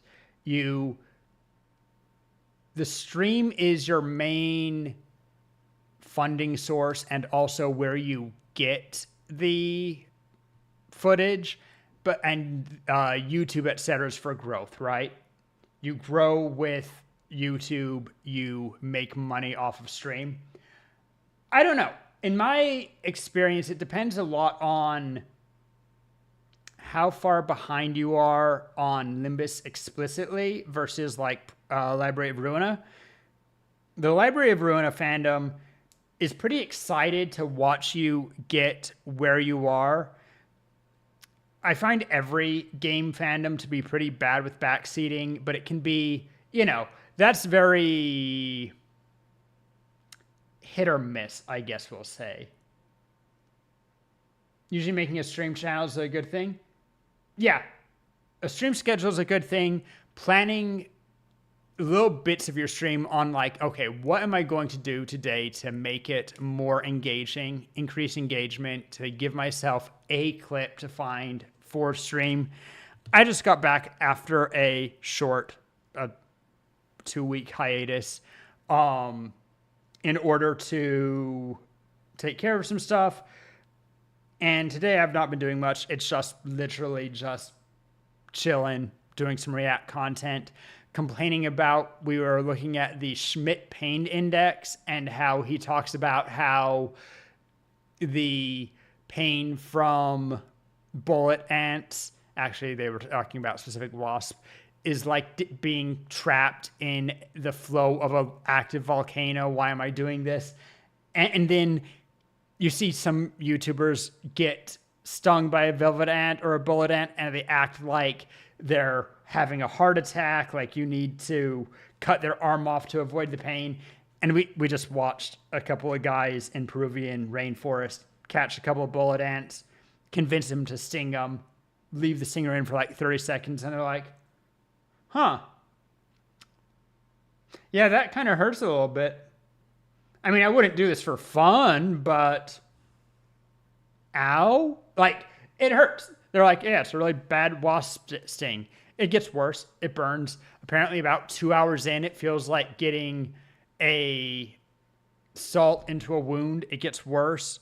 And then that'll go on for half a day or so. And then by next morning, it still hurts, but it's a lot better. Like, yeah, that's bad. But, man, I don't know. Yeah, I don't know the YouTube algorithm. I want... The reactions are fake, but at the same time, hurt like hell. I mean, it hurts like hell. I wonder. Like, I caught my arm on fire one time. Turns out that stop, drop, and roll doesn't work well if you're covered in accelerant. It hurt. I was definitely doing like I did the stop, drop, and roll. I did everything to try to stop the burning. Eventually, because the accelerant was mostly on my shirt, ripped shirt off and stomped that out. And then I called hospital. I'm like, hey, I badly burnt my arm. They asked, can you get there? I'm like, hey, Cole, greetings. I guess I can get into hospital. It's like maybe half a mile away. That's not an issue. Kilometer. I don't know where you're from. And so I walked there rather than getting picked up, which I should have done because, of course, burns are worse the longer you go without treating them. And it hurt. When I was in shade, it hurt a lot. When I was moved into sun, it felt like getting, caught on fire again. It was bad. I was definitely crying a bit, trying to get a little help. But then you go, okay, and you move on. Curiosity, that's just your human inner thoughts talking to you. I said, hey to Cole over on Twitch, multi-streaming, right? But yeah, just your human inner thoughts talking to you. Yep. Oh, big stretch. I'd love to see a little bit of the crossover community. I do think there's value to it. People talk about how multi-streaming could split up, you know, it's dividing your fandom or whatever. And since you get pushed in the algorithms most, the more people you have, having it divided is worse. That could be true for some kind of a mid-size streamer or something. I think when you're small enough, it doesn't matter. And when you're big enough, it doesn't matter. You kind of just gotta do what you do. Every human think you could take it, but when it happens, you'll regret it. Yeah. And different things hurt in different ways, right? Burning feels very different than getting a cut. And then how you take it, like, same thing, right? Like, I was in pain. I still walked over to the hospital. It didn't stop me. But then when after they had dipped my arm in cold water for like an hour to let it cool down and get some gauze and cream, they had to let it dry out. And they asked, how's your pain? Do you need more painkiller? They'd given me a full dose of ibuprofen and paracetamol, acetaminophen. And at the moment, because pain comes in waves, I was like, this hurts, but I think I'll be able to sleep. I think I'll be okay. I'm kind of breathing hard. My heart rate's up, but I'm thinking I'm okay. And then the pain wave hits and my entire body clenches and I became incapable of talking. And it's like, it's really bad. But weirdly, when I was actively being burnt and when I was walking to hospital and all of these things, my body didn't clench in that way, right? Streaming one thing isn't bad. At the same time, you're basically stuck with a community that wants you on the one thing. Oh, I was talking about streaming YouTube versus Twitch, dividing up your fandom. I think, so there was a time, maybe 2 or 3 years ago, maybe more, I considered being a Hearthstone, what's the game type called? I forget. Tavern Brawl player. Or no, it wasn't just Tavern Brawl. It was the limited format. Shit, I don't remember what that one's called now. And it was never Tavern Brawl anyway. They're auto chess. Anyway, whatever. In their limited format, I knew because I'd played around, if I ground for it, I could fairly reliably be in the top 100 in Hearthstone, right? Once again, the limited environment, I don't enjoy Constructed as much, but that's fine. That's cool. I could do that. And top 100 is like, it's obviously the top 10, top 20 where you get the real people caring, but top 100's nothing to scoff at. And I could be there if I was grinding at it and really trying hard. And if I wasn't, then I was probably between top 200 and top 500, right? And that's high. That's good. I could do that. I knew when I was doing it, I'm like, I really don't want to be locked doing nothing but Hearthstone. And in particular, I could do it, but even if I did nothing but Hearthstone to get that fandom, then I'm going to get stuck. If Hearthstone is ever not very popular, then you can always switch your main game, and people like Disguised Toast and stuff did that with some success, but you're always going to lose a large chunk as you switch games. You'll always get a big chunk that moves with you, but you lose a big chunk. I think that the most stable thing that you can do in streaming is either something that's always going to be evergreen content, which is to say, like, I've considered there is a significant part of my life, which is politics based, and I've considered doing more politics streams. It's very contentious. It's not easy, and I know that I would lose a little bit of my current base who are not as interested. And it's also draining in a different way. But I could do politics. That's very evergreen. Minecraft seems to be fairly evergreen if you're really willing to do nothing but Minecraft. I'm not. I enjoy it, but I don't have... If I did it every day, every stream, I would lose my enjoyment of it. So I'm not going to do that. But then the other stable thing is just being a personality. That you get people who are there to hang out with you, not for what you're explicitly doing. The variety streamer, right? Or just chatting streamers. Like, you get value doing React content like we're doing right now. You came in because I was incorrectly tagged for Limbus. And, you know, the Limbus community is very into Limbus, but you're hanging around because I'm chatting, and obviously, you know, given you're getting something from that.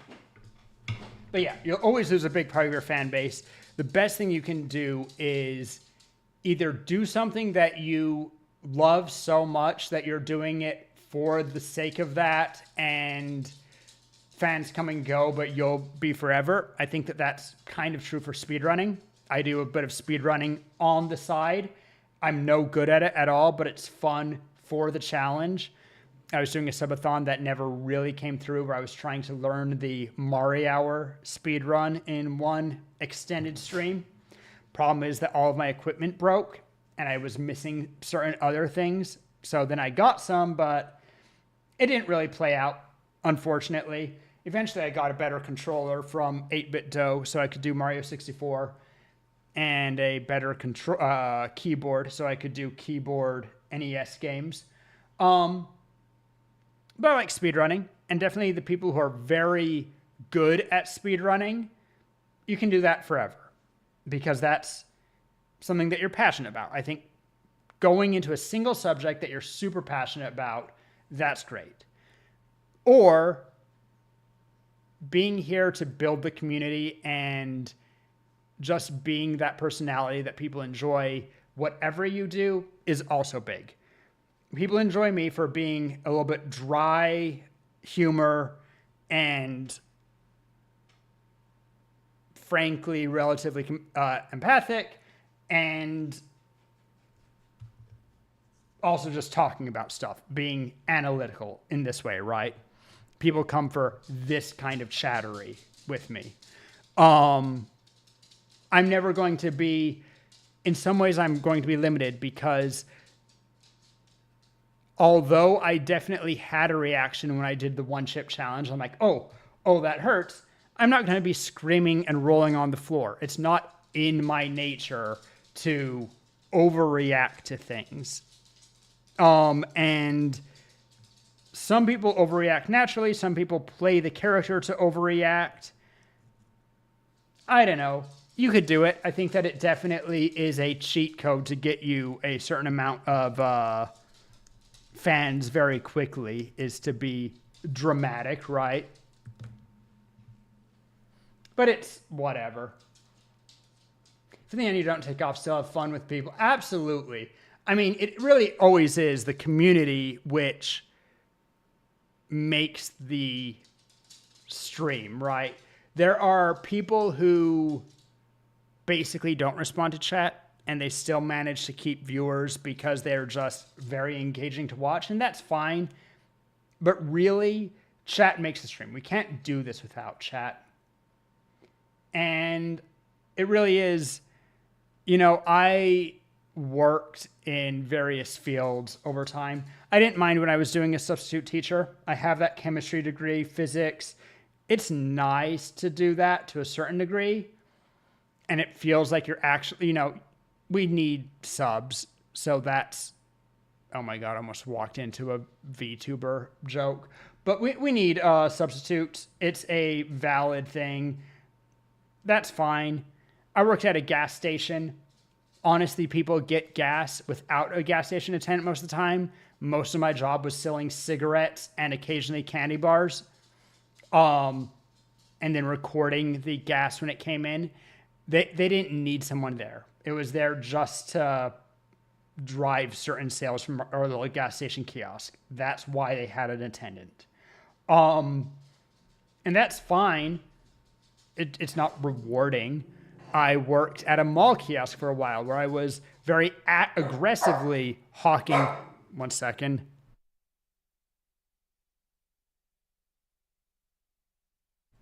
Very actively hawking a product, green tea XP or something it's called, some concentrate, health drink, whatever, that you have to basically tell people it cures cancer if you take it.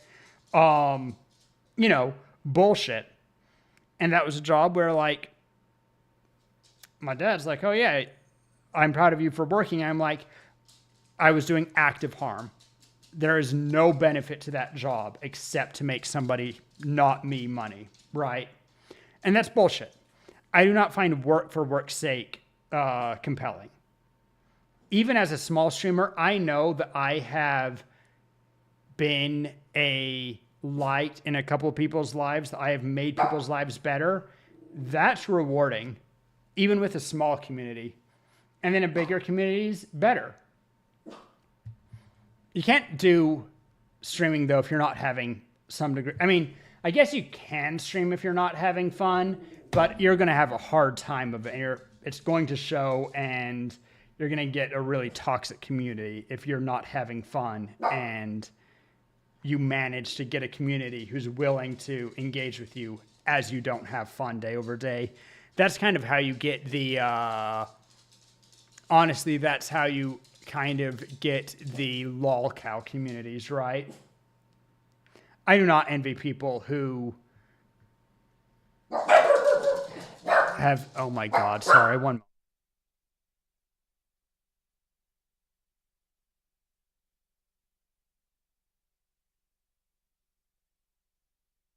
Dog sitting for some friends for the weekend. Gotta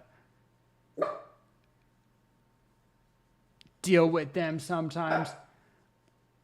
And I don't know what shadow they saw that they decided was something that they needed to alert about and run over and check that everything's okay. One's still staring out the window like there's anything there. There's not. Ba-ba-ba. Anyway, chitter-chattering on. We can continue doing. I like watching Dank Pods see what this stupid YouTube SpongeBob MP3 player is, wherein the housing, this spongy plastic material, is 90%, and the actual radio is just this teeny little pocket watch of a thing. By the way, Mini Dan, so what? I normally do Minecraft on Mondays and then whatever I feel like on Wednesdays and Fridays. For a while, I was doing karaoke every Friday. I'm trying to learn Patches of Violet. I play viola, and so I want to be able to sing both parts of it and also play the viola and do my own cover. Completely done.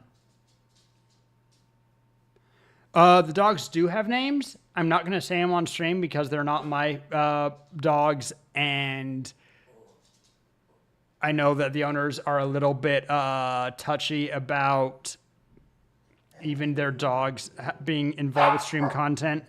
The fact that you hear them barking occasionally. Can you boys stop? Shush. But yeah, owners are a little touchy, and I'm being respectful of that. It's a little goofy. No one's going to care about the dog names, but shush. They're cute. They're little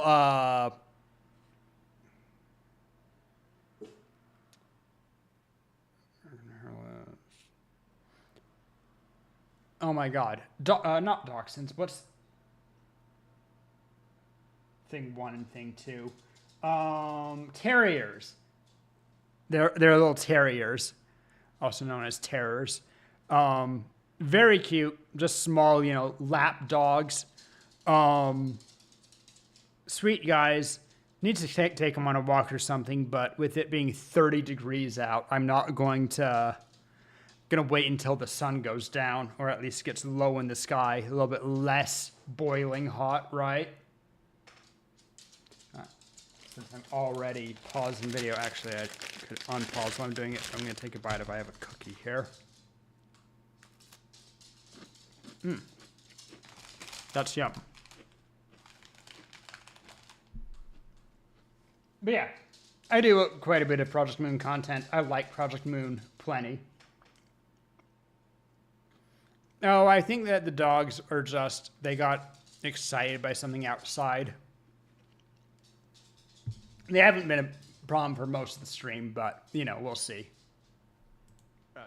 That's actually the speaker, and this is just... it's a duck house. I mean, this really is just a big slab of rubber. Yes, I'm going to keep it. And can the duck lives in it standing. We haven't had a new character here for. Oh, look, this is some really ancient Dagpod stuff. We're gonna push this up the back some more. Oh, gotta get that guy back in the fray. Actual friend for the one grit. A SpongeBob corpse with a duck in it. But don't like this though. SpongeBob corpse. This is as cheap and crap as it gets. Is that aux in? No, USB-C. Ooh. This is recent. This is new! What year? Take this facade off? We can. Most of this just peels apart. I'm gonna leave it. Does it just turn on? It does. You didn't hear that. It went boom, boom, boom, boom. And like or something funny, you know, like SpongeBob related. It's made for devoted SpongeBob fans. Why doesn't it sing Gary Come Home or something straight away? So you couldn't get a soundbite of SpongeBob? Of course not. Something? That wasn't licensed. That's so upsetting. Are we pairing? Is that what that means? Are we pairing? Find the SpongeBob face. Find it. No, not my stupid work machine. Find the SpongeBob face. It's blinking. Is that his name's Wade? Cruiser. Is that what it's called? You piece. That's what it's called. It's not even called SpongeBob speaker or. Now that one's ridiculous. Something funny, bubble blowing, yay. Nothing. Devoted SpongeBob fans, and it has no soul or character in the actual product. Ad break starting in 1 minute. If you don't like seeing ads, as always, you can feel free to gift sub, all of the good stuff, but also feel free to use an ad blocker. Like, what are you doing? It's year 2026. Why are you online without an ad blocker? I mean, I shouldn't say that. It's probably bad, and Twitch will get angry if I was a partner or anything. But let's face it, it exists, and you don't have to deal with it. And I don't care about the 1,000th of a cent per stream that I get off of your ads. Let's be real. Maybe just stay here and watch and say stuff as needed. All right, good to have you, Dan Sawat. What would you normally be called?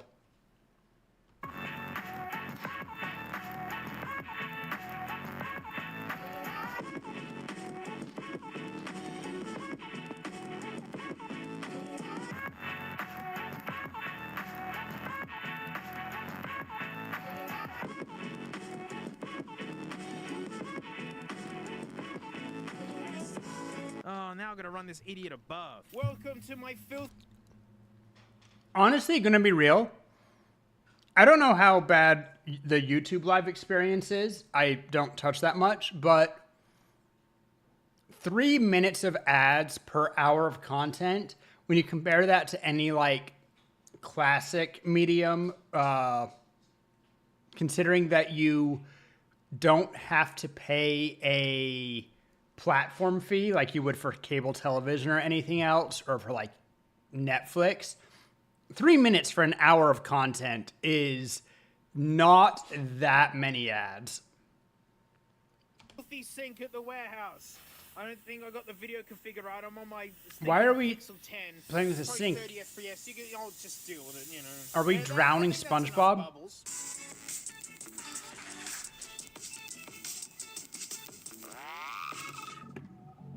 Ooh. Can still hear it.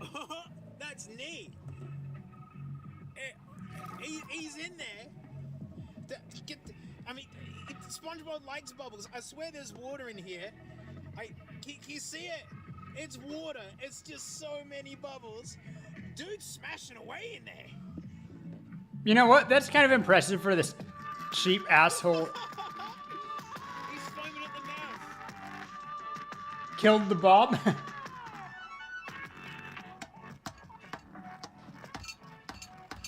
YouTube might not get ads to offer streams. Who knows? As said, why are you not using an ad blocker in 2026, people? Everywhere. My guy's dripping water everywhere, but better yeah, look, quality than it expected. is waterproof, and it's such a mid speaker that it sounded better underwater. Okay, fair enough. To it somehow. I guess sound travels better through water than air. I was gonna one grid it under the water, and then that would expose the lithium to the water and probably cause like a yeah, don't do or that. something. So we're pivoting even harder. It's a guitar speaker. What? The Yasu 5 guitar audio FM receptor. Yasu It's got 5. FM, power, and Mask? 30 pieces. What? What?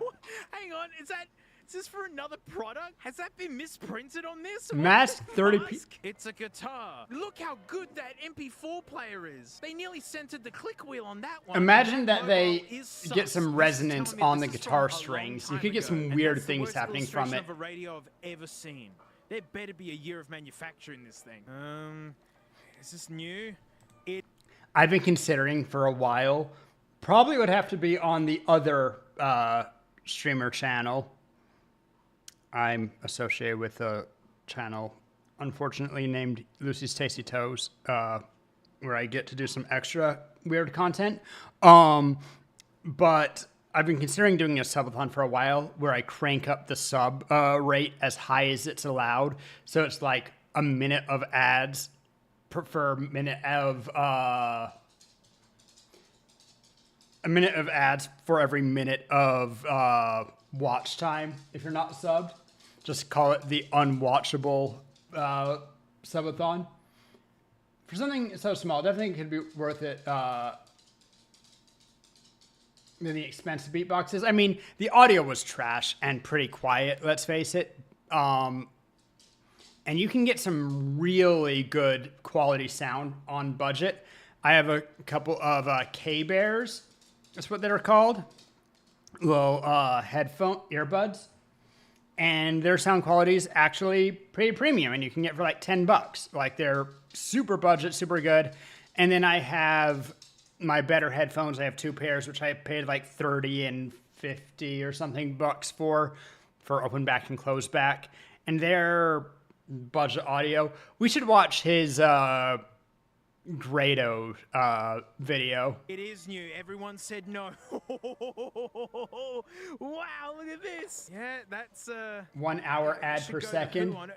We'll get to that in a bit. Oh god. Let's Did they take this from like an old Nokia see or if something? That's the power. Another. Okay. I know that I'm getting distracted and, just doing nonsense. Let's go to my ad center. Okay, I'm going to hide screen for just a second because I'm not sure if it shows anything. I don't think it will, but I am going to monetization, and if there's a place that is going to expose me, that would be the place.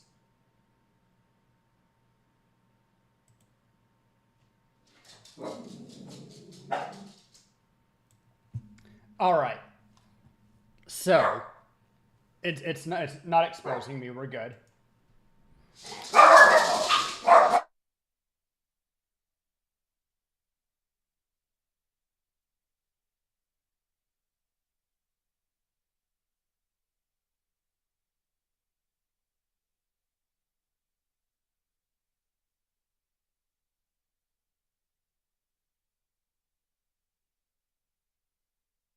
Okay. I thought that we were through with it.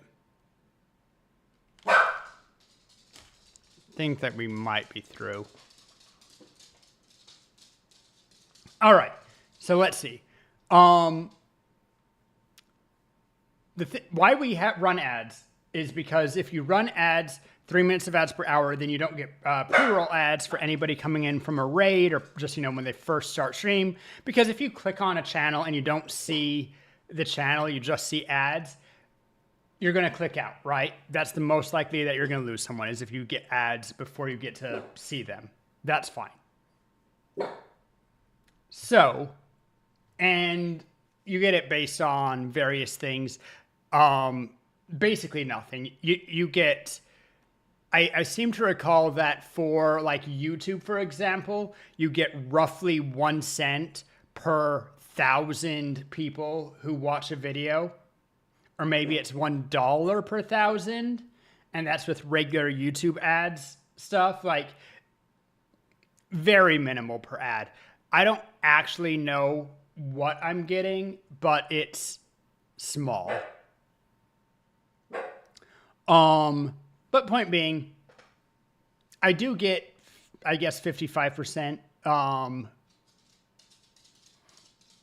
of the ads revenue, and then Twitch gets the other 45%. Don't know what YouTube is taking, or if I'm even monetized with YouTube. Now I'm allowed to keep my pre-rolls on, and I'm even allowed, where is it? I can put a banner on stream, the ads that play while I'm gaming if I want. The stream display ads, the little stupid banner ads at the bottom, those suck. Revenue share for advertisers. I actually can see if I go to my analytics, I think. Okay, once again, I'm going to hide things because earnings might be where we see something weird.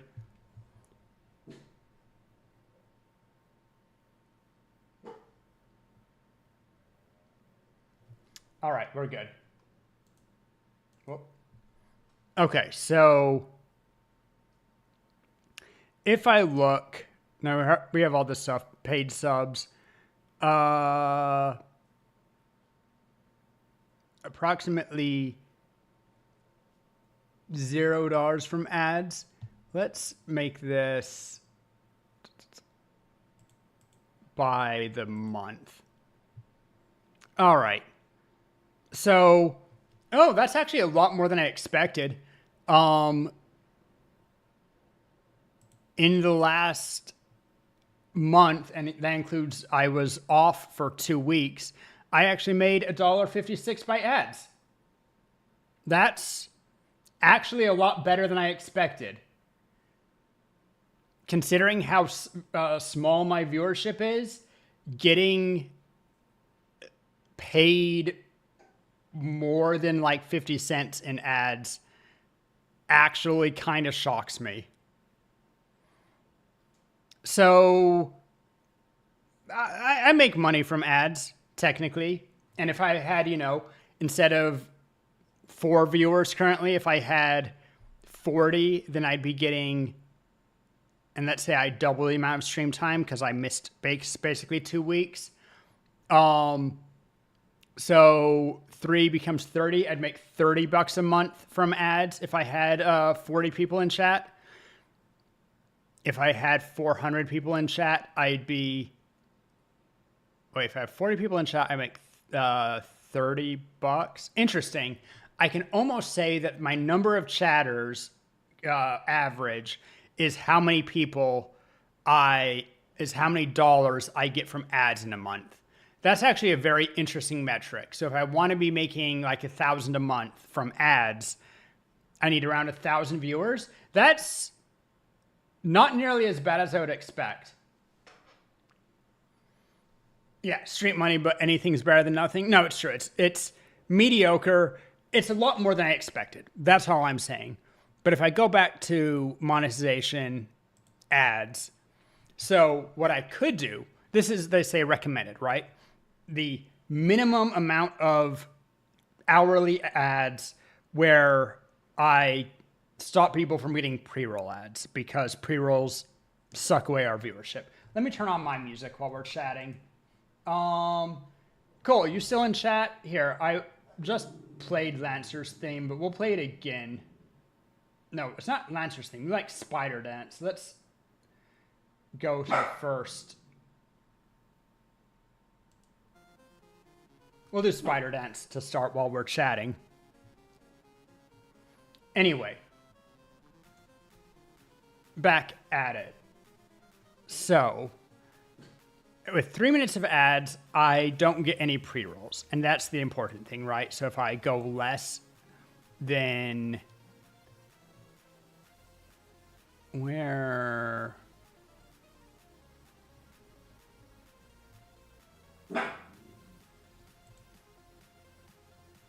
It used to be that I could see when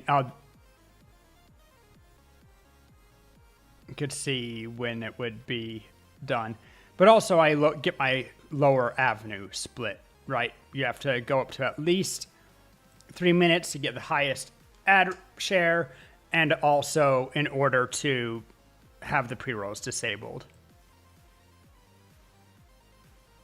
If I keep increasing this, okay, it looks like I can run as much as 22 minutes and 30 seconds of ads per hour of stream. So that's 1 minute of ads, a little bit more than per 2 minutes of content if you're not subscribed. But of course, it would be... And then we are going to do, shorter ads more often.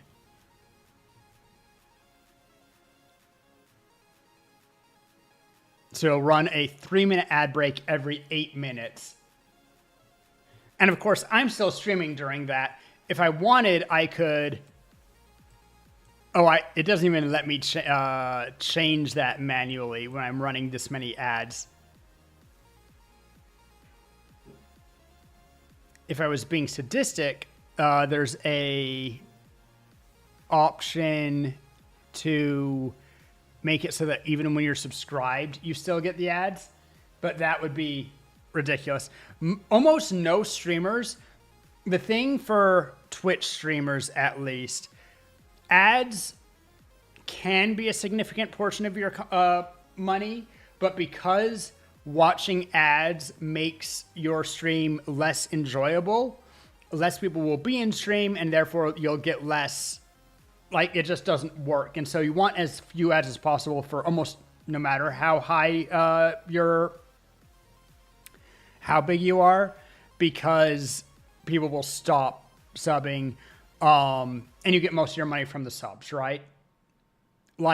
For every person who watches my streams on average, it turns out that I'm getting around €1 per month per person who watches the streams. For every sub that I get, I'm getting €2. So it's worth at least double, right? I don't know. But I did consider having a troll stream on alt channel where I do increase it as high as I can, and then also maybe enable stream display ads.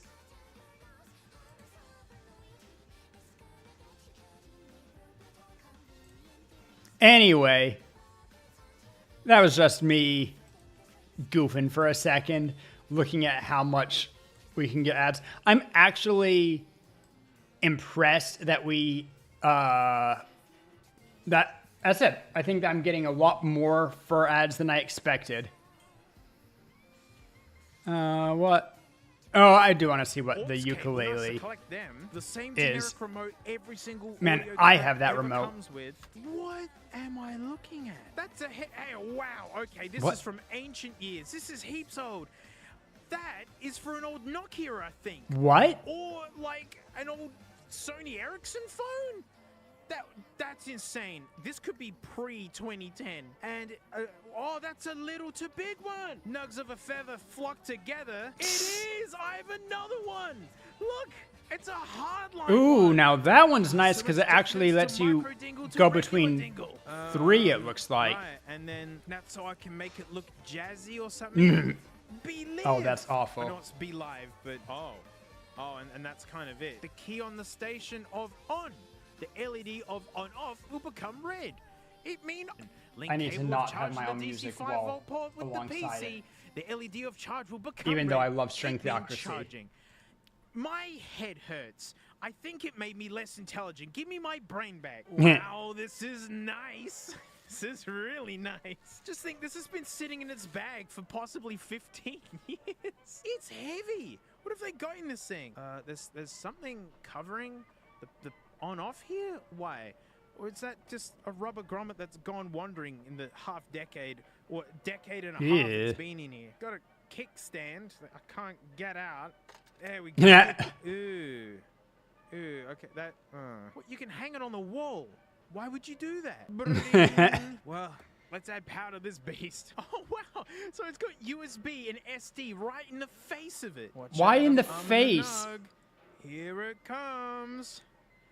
It's been armed. Is there anything? There is! There's a light on the guitar. The placement of all this stuff is so bad. Put it in the neck. Stop. Put it in the aux port of an electric guitar. The entire video basically got demonetized because like 4 seconds of Nickelback with me talking over it was played. Yeah. That's how fair and reasonable YouTube is. Thanks, Google. Wow, this thing picks up radio pretty good. Hang on. Oh, that's more like it. Okay, good. When you plug line in, it stops. All right, comparison time. Scarlet. Oh, that is some distortion.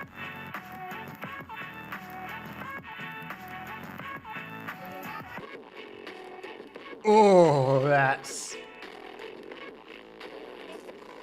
Oh, that... It feels like...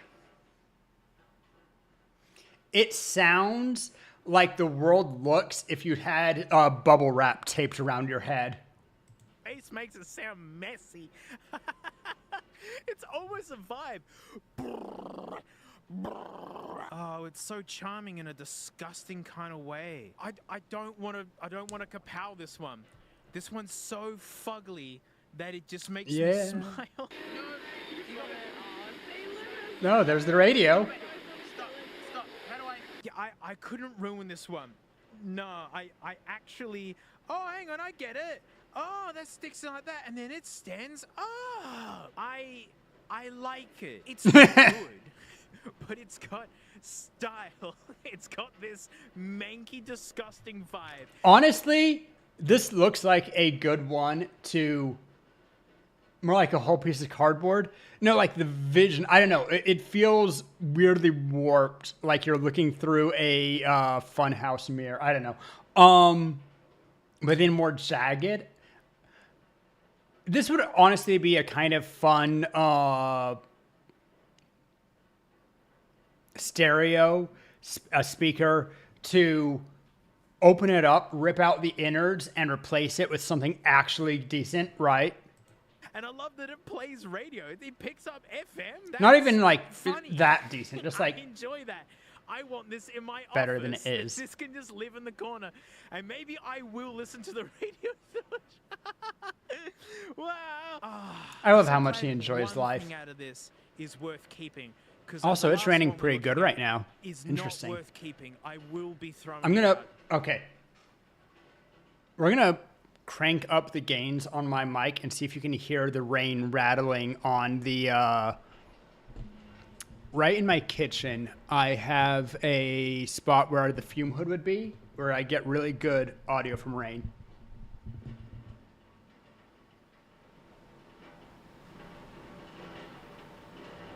Yeah, there it is.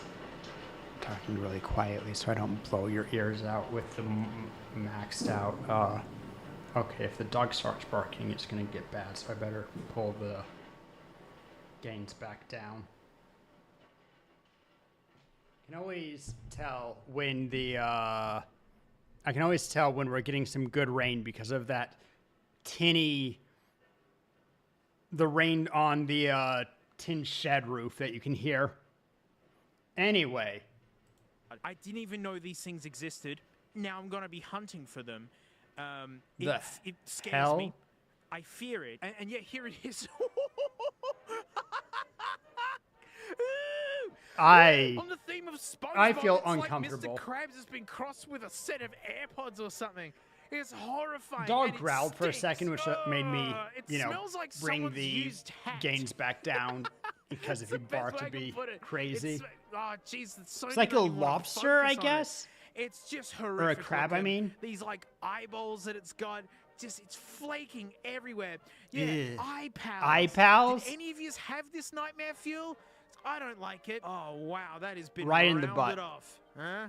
It's been rounded off in its bumbus. Bringus told In me its that word. bumbus. Can't unthink it.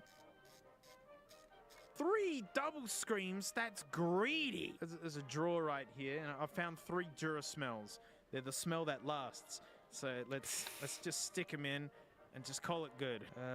Yeah, look, it's not Just getting Velcro its cover it back up? Perfect. Yeah, not where this is going. Will it turn on? I heard something. Why does it I have a swear. Oh, gosh, my pocket? hands. Is Glad I that for was your given so many aux iPod that you put cables. in Lucky its me. front Right, does it pouch even like a do kangaroo?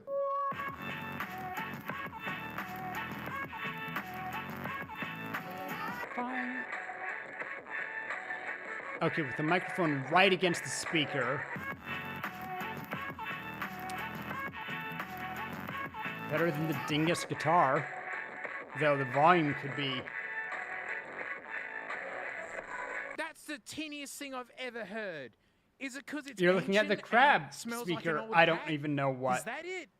That is so tinny. Given how big the speakers are, that's dumb. Why? Why is it so tinny? And the ears, gosh, look, they can hold in a position. It's got a I don't pocket like that. It's to put more posable. smells in, by the way. Use the pocket. Regret that we ever did. It's like a sweaty It looks leather worse the pouch. more you Give me my do it. Duracells back, right? They're stuck in its bumbus. Oh no, the flakes are happening. Every second I'm handling this is upsetting me. Oh no, you're it's cutting tough. through cords. What is that I mean, foam there's like? clearly metal in there somewhere. There's.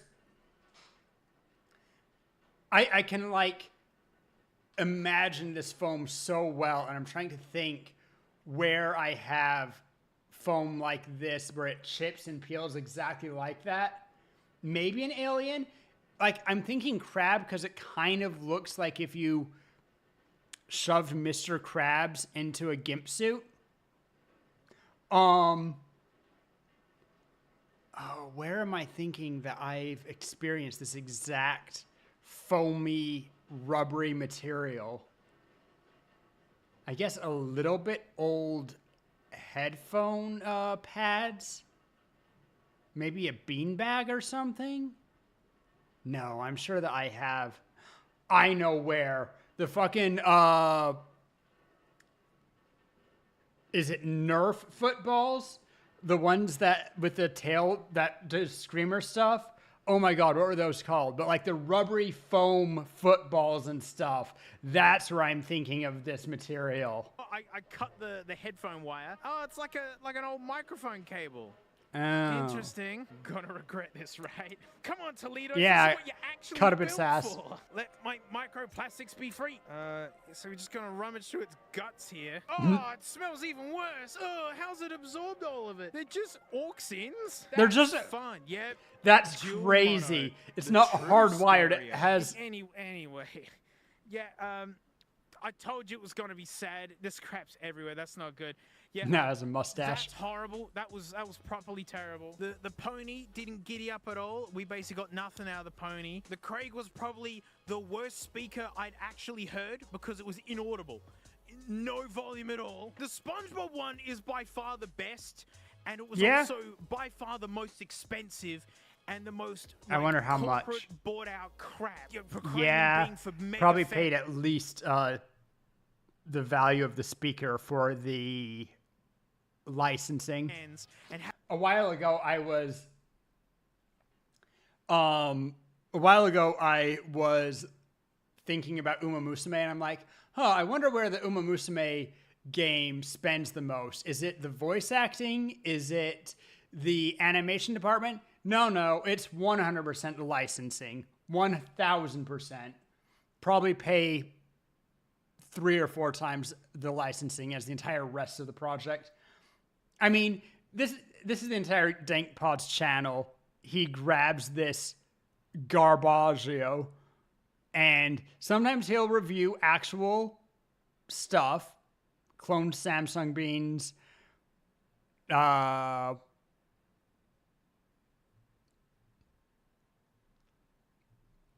Nano. Go to his videos.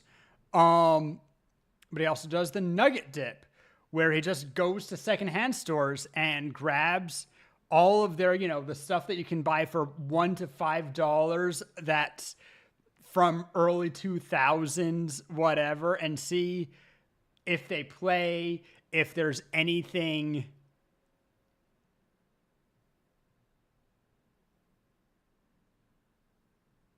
let's listen to my dream headphones. If anyone, I should add them honestly to my throne or something. Dank Pods. Shoot. What's the headphone called? I mentioned it earlier and now I don't remember it.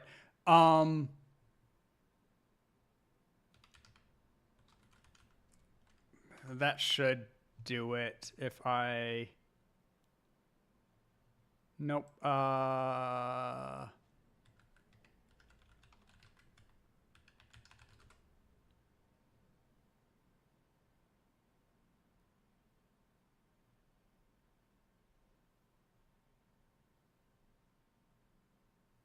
Hemps? I saw the Hemps, I thought.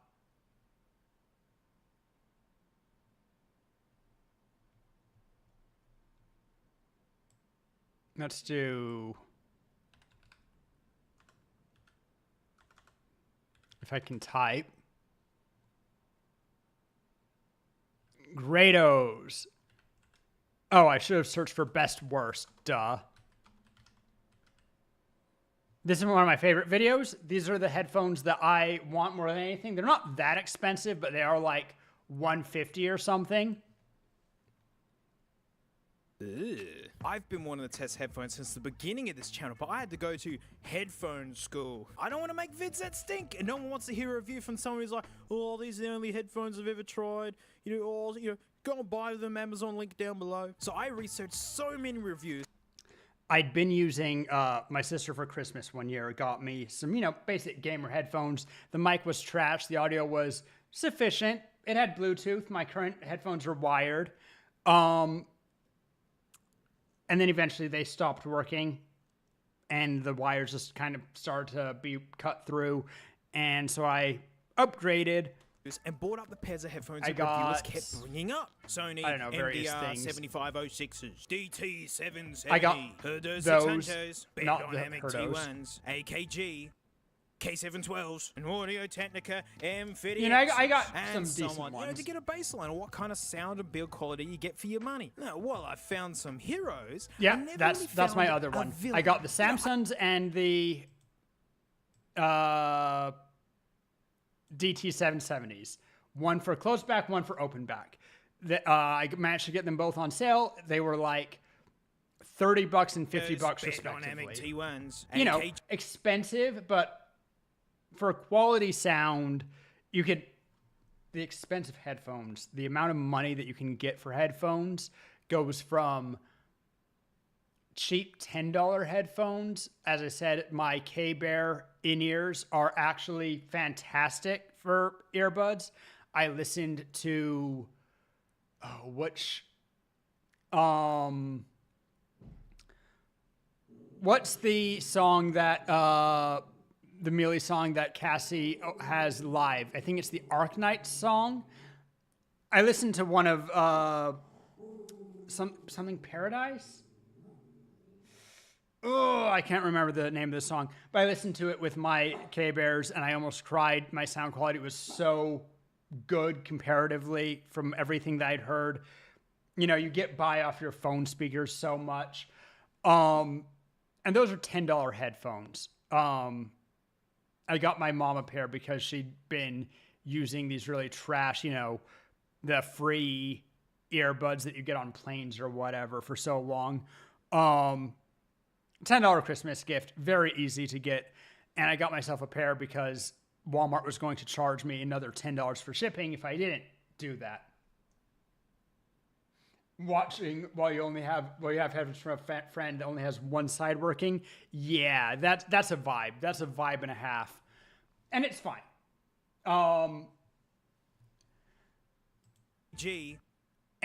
But as with anything that has a you get aficionados, the mega fans, whatever, the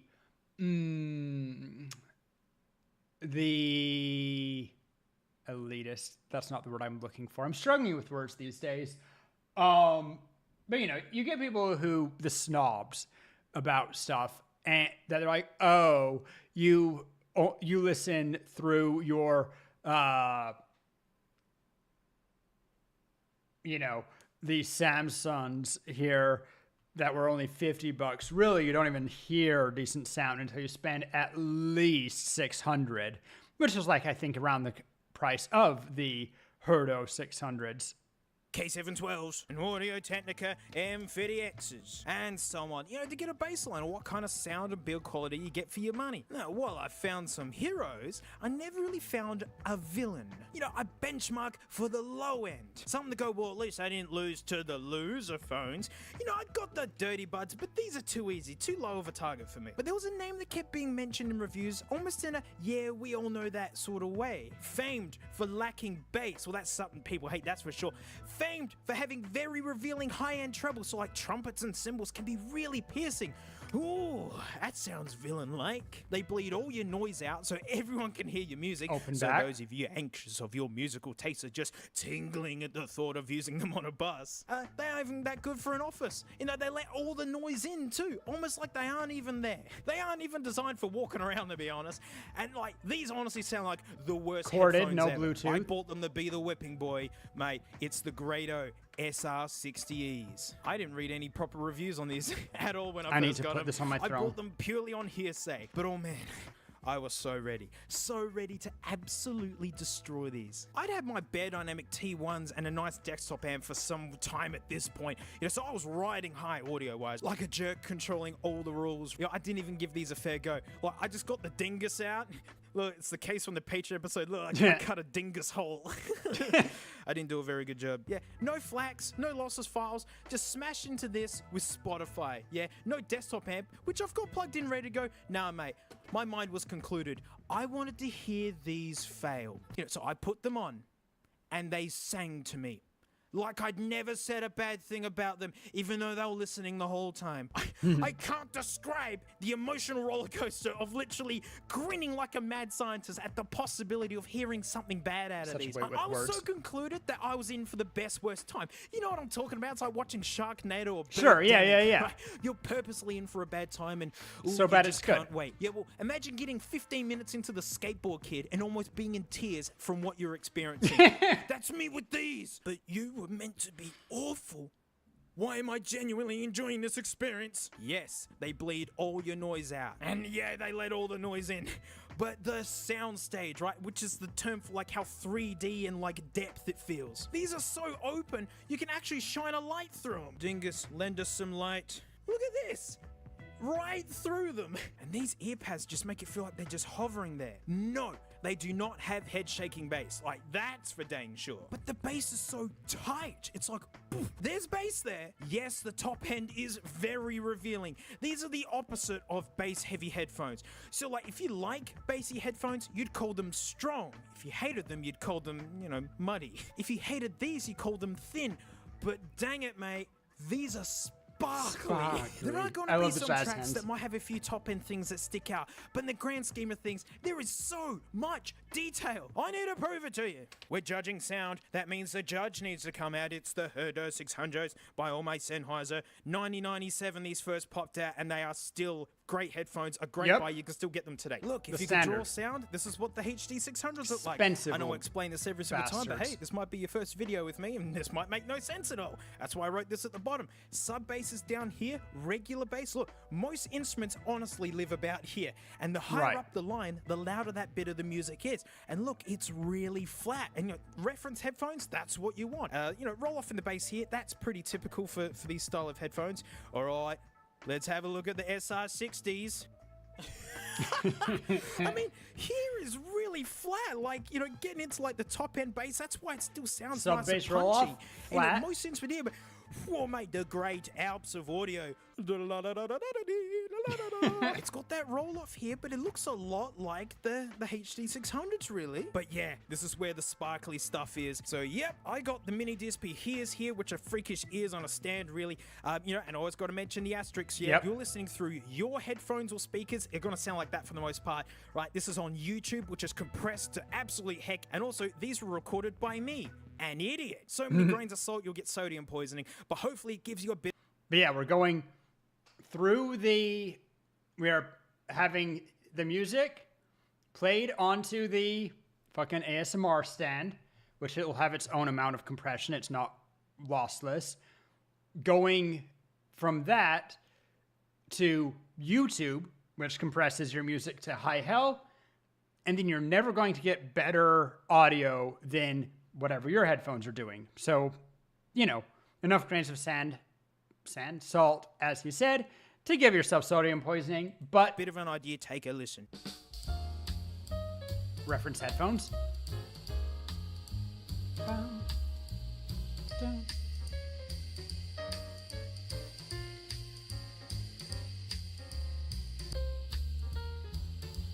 Listen to the cymbals here.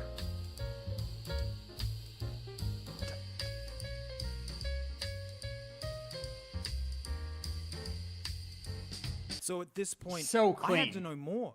What the heck is Grado? And honestly, that's when this gets worse. You know, as in better, because remember, I was looking for a villain, not a love story. This is a love story now. These are handmade in New York. No made in China here. I got more respect for tech companies that actually make their own stuff. Everything's just given to Foxconn. Pixels, Galaxies, iPhones, MacBooks, you name it. It's all made in the same factory. Look at this headband. It looks really simple, but it's metal. You literally bend it to the shape of your head. So some people say, oh, they clamp a bit too much. Well, matey, just bend them out a little bit. Yes, the cable is a bit bulky, but it's really nice. And you can tell that these are handmade. Like, you can tell like someone's crimped these. This is how they arrive. In just like a really basic box like this really nice little cover letter, because yeah, family run. It's a really small crew of people. And it's got this Crazy. bootleg Mickey Mouse looking cutout, and these honestly just live in like this. It's actually really nice. You've probably noticed in another video that I got the Hemps. The Hemps. Yep, made by Grado. And check this out. Look, the same designs. And the way they adjust, like, it's simple, but it works. It means 'Cause you it's don't need infinitely adjustable. to change that and look, between same style models. headband, only one is like in pressed vinyl, and this one is stitched with possibly the softest leather I've ever felt. So this is the box for these, right? You want to see the box for these? Yeah, well, here you go. All they do is change the sticker. That's the clever way to save money. So instead of saving a buck away big companies do, which is to send it off to a country that doesn't have any workers' rights and works people to death, they saved money on the bits that just don't really matter. You know, stuff that they could share between their whole ranges, because it's about this. That's where the business is. So we're talking about how much they're saving money, right? Okay, well, money. Come on, how much do these cost then? $79 US. Under a hunch. What? These sparkling goddesses, handmade in New York, this nice big cable. I know it's a little bit inconvenient for a lot of people, especially with everyone going wireless, but as an audiophile, oh, that tickles me. And it turns out they don't advertise either, only word of mouth. That's so righteous. And sure enough, through the words of 80 many, bucks. they wound up in my A little bit hands. more now. This was This is a love story, isn't it? 5 years ago, but Guys, the party piece. They dazzle me with music, but content and movies? Get out of here. The Mandalorian has never sounded so good. Like holsters, footsteps on gravel, the detail is amazing. Like AAA movies and series have music and audio on the level of top-end music and orchestral tracks, right? Look how many names are in the credits for sound at the end, right? And with these, you hear all of that. So if you don't listen to music and want content headphones around the house, oh yeah, I'm not done. These take so little power to run, it's less than Apple Dirty Buds. 32 ohms. So paint this picture. less than the Dirty Buds is crazy. You and your partner laying in bed with the laptop watching your favorite series or whatever. Yeah, get a headphone splitter. Get 2 pairs of these. Right, you know, again, it'll be able to handle it because it's so low powered. They are so open, you can just freely chat like they aren't even on. You can snack so heavily and not get that awful in-ear sound. You know what I'm talking about. Have a mouthful of chips or something crunchy and block your ears, all right? And you all look insane because I know a whole bunch of you trying this now. And yet, with all this, you're hearing the movie like it's a studio theater. 2 pairs of these in a splitter is less than a crappy TV soundbar and subwoofer. I give friends like tours of my headphones. Here you got the rack of the gods and the scrub tree. Yeah, at the end of the tour, I always come back to these because I'm curious. And folks still love them. And that's the hard test there, right? You know, after hearing the K812s, after trying the $1,000 LCD 2s, people come back to the sub-100 Grados and they still love them. That's huge. Legit. These are the headphones that read so poorly in print and in graphs, but then absolutely dazzle everyone that wears them. I've bought so many pairs of these as gifts for friends because of how great they sound for the spend. I usually keep a pair in stock around here. Oh, them handmade in New York, that's so cool. I'm such a sucker for a good story, especially in this vicious world where big companies make the worst crap. So through my vicious search for an enemy, I have now found a best friend. Because where do these guys live, hey? On the rack of the gods or with the scrubs? Nah, they live hung up in my room where I can grab them easily. There's no higher praise than that. These hang out with me. I was such a fan of these that I bought some 325s immediately afterwards. How cool do these look? So retro. And after that, I bought the Hemps. The Hemps are probably the best out of the 3. Sure, and they of need to course. be for how much they cost. These are super, super good. They got a little bit extra bass. The top end isn't as sparkly, but I still really like these. They're just so light. They're so sparkly. Oh, they're so chuckable. Black and silver. Look, it looks like a racing car tire. I love that. So, definitely my top rate if you ever wanted your first pair of open backs. And so many of you have written out to me to say that you grabbed them and that you love them. I'm so glad, because Grado only works through word of mouth, and dang it, if it ain't my pleasure to shout them out as much as I can. They're making wonderful stuff. Spring for the 80s if you can afford it. That seems to be the recommendation, but hey. And that's what I was, I think, trying to get. I was looking for the 80s, and I think with, you know, price inflation nonsense, I think that they were like 150. I can just search this, particularly since I'm in Europe. Grado SR 80. Yeah, like 120. As said, my other 2, my Samsungs, which he mentioned, and my the BT770s, they're good. I spent like a total of $80 on them to have a closed back and an open back, closed back, so I can be streaming with you guys and not have audio bleed back into microphone, because that's a real pain. Open back for a better sound stage. It's nice. Yeah, I can get the SR80X from Bol. Now that's interesting, because that's my usual. If you're in the Netherlands, Bol is just the generic place that you buy basically everything. To answer your question, I normally stream until this exact time. I usually start an hour earlier. I was a little bit late, an hour and 20 earlier. Normally I go 4 hours. I'll often call it at the 4-hour mark, or at 6 o'clock rather, regardless of how long I've been streaming, just because that kind of works with my evening schedule, but it's also just a little bit flexible. 4 hours, I would say, is my equal parts goal and standard, but then sometimes I'll be having fun and I'll go 6 hours just because I get really involved. Why did you shoot at me, huh, Cole? Hi. But yeah, like, I'm going to go to Bol and go. No, I don't want any of that. Y'all better also not be showing anything. Let's do that. Let's go high to low. What's the price from this little Amazon-esque nonsense? Okay, that's for, what is this even? Hi-Fi Audio Phantom. It's a DAC. Oh my God, that's expensive for a DAC. Here we go. Hi-Fi Man, HE 1000 unveiled, $23.90. Crazy. Yeah. I mean, What's I don't remember if Beats by Dre is still being sold or something. The Beats are like 200, right? 100, 200. And Beats are interesting because do you want to watch the 2390? Crazy. And euros too, right? We're not talking freedom units. I'm willing to do another Dank Pod video. I love the audiophile stuff. We'll just grab right in here. Dank Pods, Beats. All right. Because it's so funny.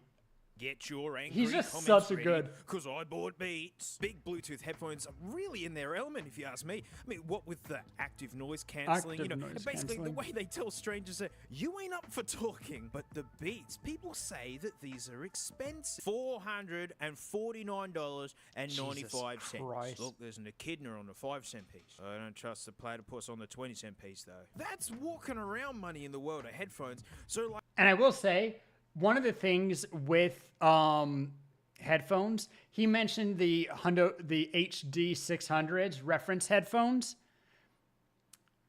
They were done in 79, and they're still considered one of the premium reference. You listen to it when you're doing audio editing because of that really just super flat play line, right? It doesn't boost any of the volume, so you can hear exactly how it's going to go out into the world and edit accordingly, right? That's what you want for a good reference headphones. But they were done in 79, and they're considered premium, high-end, good stuff. Good headphones will always be good. The only thing that's going to change is maybe a little bit of how much power they give, a little bit of, do you change the aux cord something? For some stuff, obviously, for like a gamer headphone, you'll add Bluetooth, you'll add a microphone. Although, honestly, if you want the Bluetooth, it's actually fairly cheap to get a little Bluetooth adapter, a little plug that you plug your aux cord into it, and then that has the Bluetooth. Oh, you just fired something. You might need to go out. Sorry, speaking to the dog. Well, like anything that owes you nearly 500 kangaroos, we're gonna get right in there and sort this out. First pet peeve is junk like this. The Raycons did it as well. Where like they keep advertising when you've already bought bought it is crazy. Dr. Dre, like let it go. Ooh, a hard case. Good. Under here is good, some nice usual case junk. for Yeah. $500. Aux cable, good. Beats, big stupid sticker, junk. Fast Gonna be fuel, also right known as back. a charging cable. Oh look, and like a clip. Such pretty. Oh, it's got Beats on it. Ugh. So yeah, it comes with. Wonder a what that case. carabiner's Good. rated It's for. better than, like those stupid cloth bags that a lot of them come with. I actually like how the logo looks. It's really hard to make something so simple yet iconic at the same time. Yeah, mate. Of course I got them in white and gold. Neat little thing on my first unboxing though I noticed was the plastic peely stuff that all this stuff comes with had the instructions on it, which Give I thought, the hey, boys that was a chance actually a to pee pretty real cool use quick. for that kind of thing. These are 3 years old now. 2017 they first released these, and look, micro USB. Auxiliary, good, because the battery will die one day. There's an on-off button here. But straight to the Vegemite sandwich, mate. How does it sound? Well, mate, I bet they are so bassy. So much bass, mate. I bet they're just the bassiest. No. I almost wish that, actually, because then actually be a little bit more interesting to talk about. Enhanced bass? Yes. But the top end is so weak and undetailed. Like, there's no sparkle at all. It's called soundstage in like the headphone world, which is like how 3D and wide it feels. These are just right up close. They have nothing special going on. And since we're big judges on sound, move over Beats, cause it's the Herder 600s by, old mate Sennheiser. These have been around since 1997. You can still buy them today, and they're just like the de facto of like great sounding headphones. In 97, these blew people away, yeah? Like a really good referee in these kinds of things. This is what the audio is for the HD600s. Look, I've written under here what all this mess actually means. Sub Hey, bass, it's the graph again. regular bass, most instruments it's lit. You can We see just all heard over the this, world, so we mate. can- DT770s. Look Hey. at this graph. Oh yeah. That's what I all have. the way to the end, baby. But shut up, mate. What about the beats, hey? What It's about the the beats? video? I mean, that's pretty standard. I mean, I call it a hump here because right at the top end of this bass is what makes things really punchy. So, like, gaming headsets love doing that. Look, SteelSeries Arctis 5s and the Astro A50s, notice they both have a hump there because, you know, gunfire is really thumpy when they do that. Look at the top end, though. HD 600s, Beats by Dre. But hopefully to sell the sound to you, we're bringing back in All right, the here we mini go. DSP With the Hears, freaky which is ears. freakish ears on a stand, used for headphone calibration and apparently ASMR videos. I always put an asterisk on this, right? You know, this is equipment and like Same YouTube asterisk is- is squashing the audio really heavily. And remember, I recorded this, which means it was recorded by an idiot. But anyway, have a quick listen to the beats versus the HD 600. God. Here we go.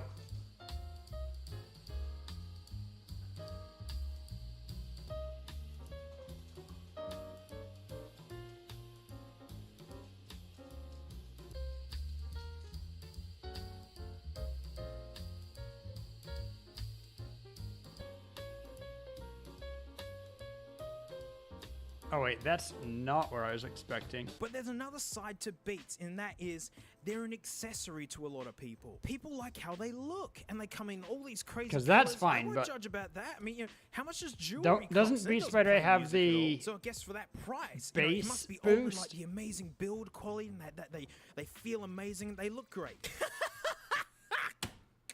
No, these No.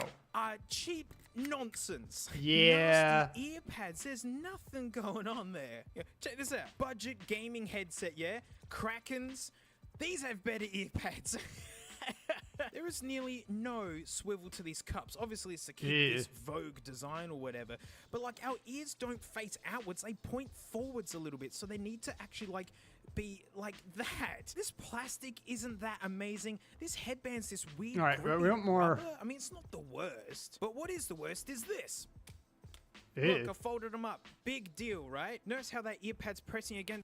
$50 less. And these are only just released last month. These are brand spankers. But the big one though, and the main reason I've pulled these out in competition with these Beats, which are looking even more ratty compared to the Sony's, noise cancelling. Ooh, it's a lot of bass.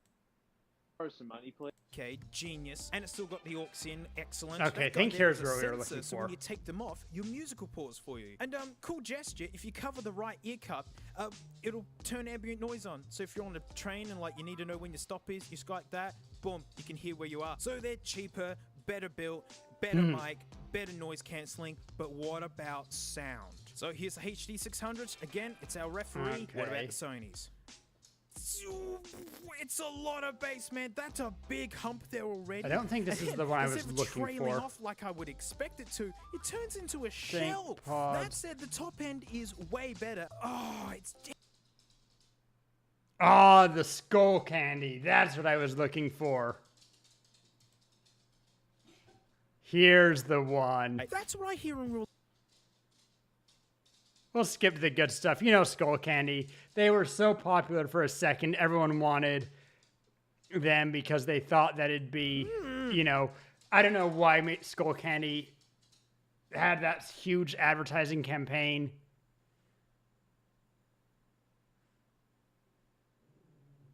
Nice little thinking bits there, guys. So these are regular old wireless headphones. So of course it's got a microphone in it. But mate, the cable comes with it. You hear the Okay, so difference they with the cable test the one. mic. I mean, it's why cabled headphones aren't going away. It's the Any cent. Now, I always got to show this graph. All right, because, hey, the I don't graph. know if this is You know the first video graph you're by watching now. of mine to do with headphones. Look, it's a frequency response graph. This, you know, it's like the sound of the head. Here's a super sub bass, then regular bass, and here's the mids. Where I'm not kidding, it's like 80% of the Beats by Dre bandwidth was are fine, guitars, just, you know, not worth the singers, price. Trumpets. And more trumpets, and then up the top, Now, some pet Skull noises, Crushers- cymbals, and sorry, reverb Skull and ambience kind Candy of stuff. Crushers. Ideally, you want this to be a flat line, meaning that, you know, whatever the artist put out the music, you know, it's at the same volume as that. And of course, I brought the freakish ears on a stand. So go on, mate, let's take a listen. Bum, bum, bum. Bam. Okay, still fine.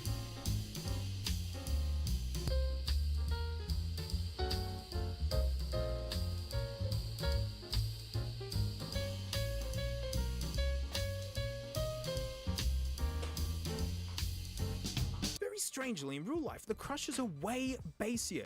Like, that graph down below, you know, thanks to Arting's awesome headphone review site, that's what I hear in real life, but in these recordings it almost sounds close. Maybe the ears are upset, they are cheap. And since we're talking about bass now, mate, I can talk about this guy. Here we It's go. literally a bass slider. You want The more bass slider. You just got that. You could dial it in, you know? And I'm sure you were very unimpressed with that last recording going, oh, mate, where's my stinky bass? You promised me a stench that's unbelievable. Well, these literally have haptic motors in them. Like, they literally shake on your greasy face. And so, like, literally Haptic a motors warning for the the bass. sound coming up that you're going to hear. So that recording was the bass all the way down, right? This recording is going to be all the way up. And since these actually shake around, they're vibrating on a sensitive microphone. I'm telling you, I actually think that you could ruin speakers with the noise it's going to make. I'm not going to touch There the you go. volume. I'm not You turning need it to down for you guys, but up to you. Just play it.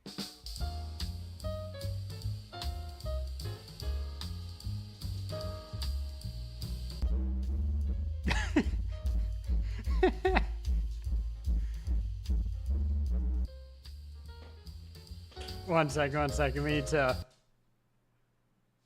We need to turn this up. Give you guys the full experience. Where?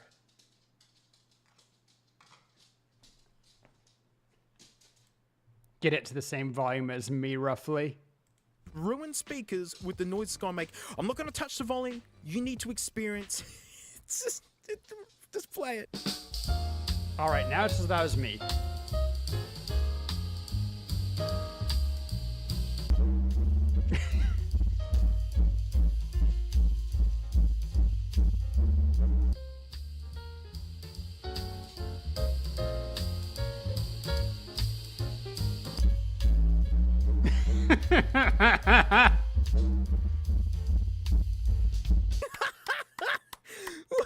What? Unlistenable.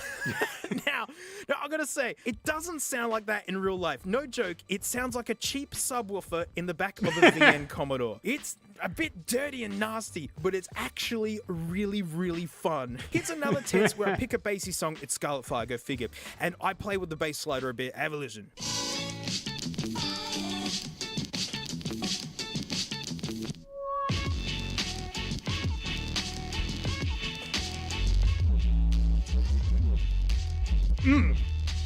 Yeah.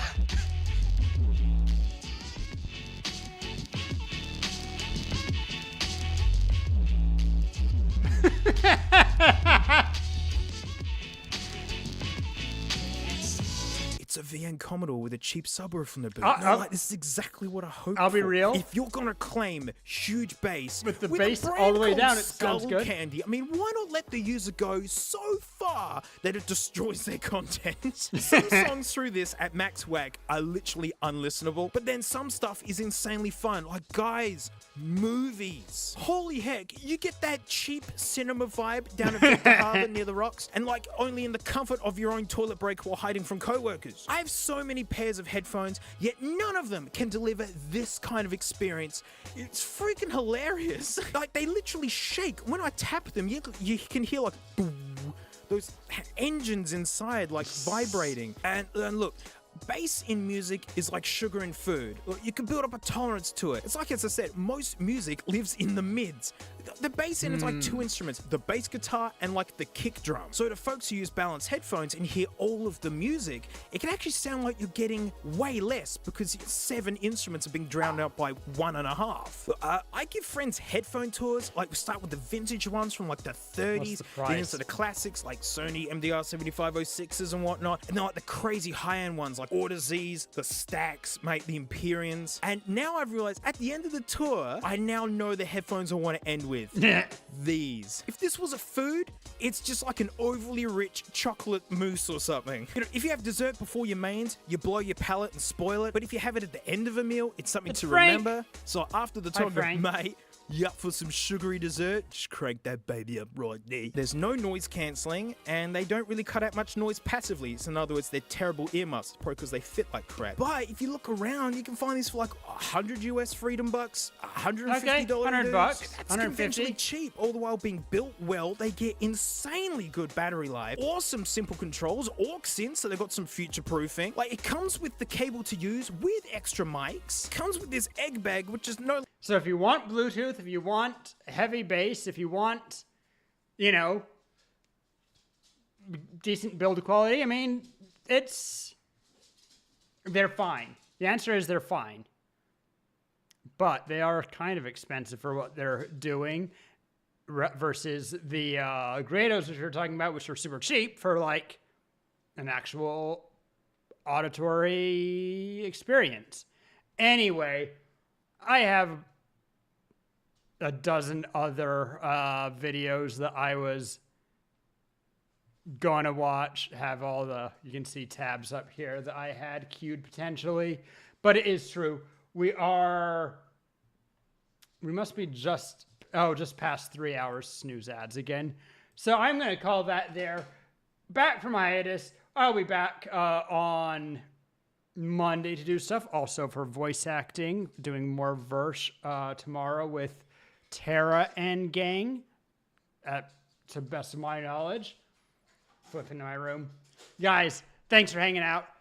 Glad to be back. It's been a good time. Got to explore various things. Got to check out audio stuff, which is fun, and look at the fact that I was getting more from ads than I honestly anticipated. Like, actually quite a bit more. That's interesting. But I'll be back on Monday. Let's end with Honey, because that's what I normally end with. And yeah, all favorite stuff. I'll see you guys later. Yeah. We need to raid out somewhere. Raids. But get my own music going. We can just let it go if. See who is on. Anyone we're following.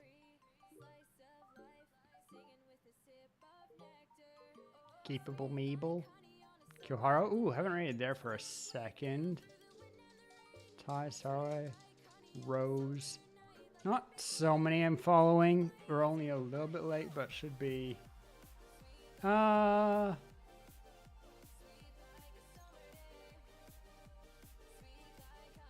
See what malaria here is like.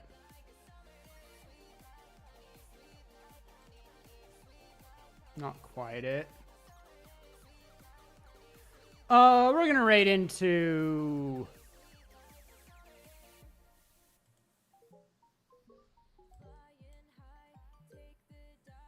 Capable Mabel. She's cool. She's doing partner push. We love to support people getting partner. Partner is a fantastic boost for most channels. And I will see you guys on Monday. As said, have a good time. Love you. Night night. Yeah, I'm ending stream now. You have anything bonus to say as we head out? Mini dens or what? Hi, honey.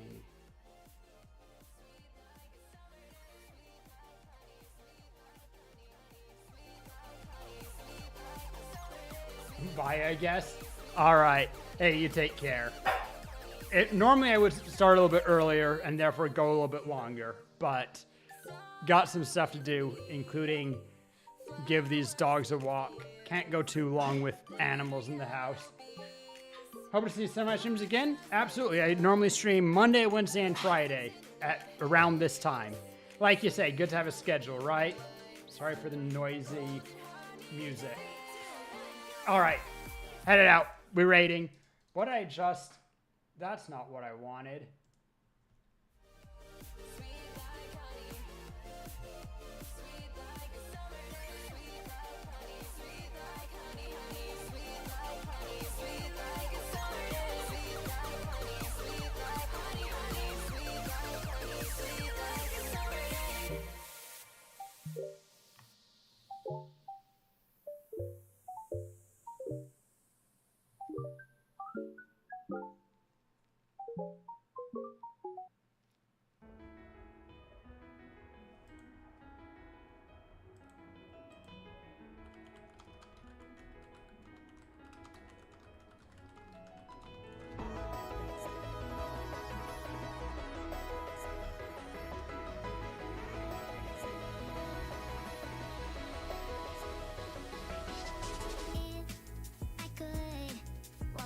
beside you, show you just who I am.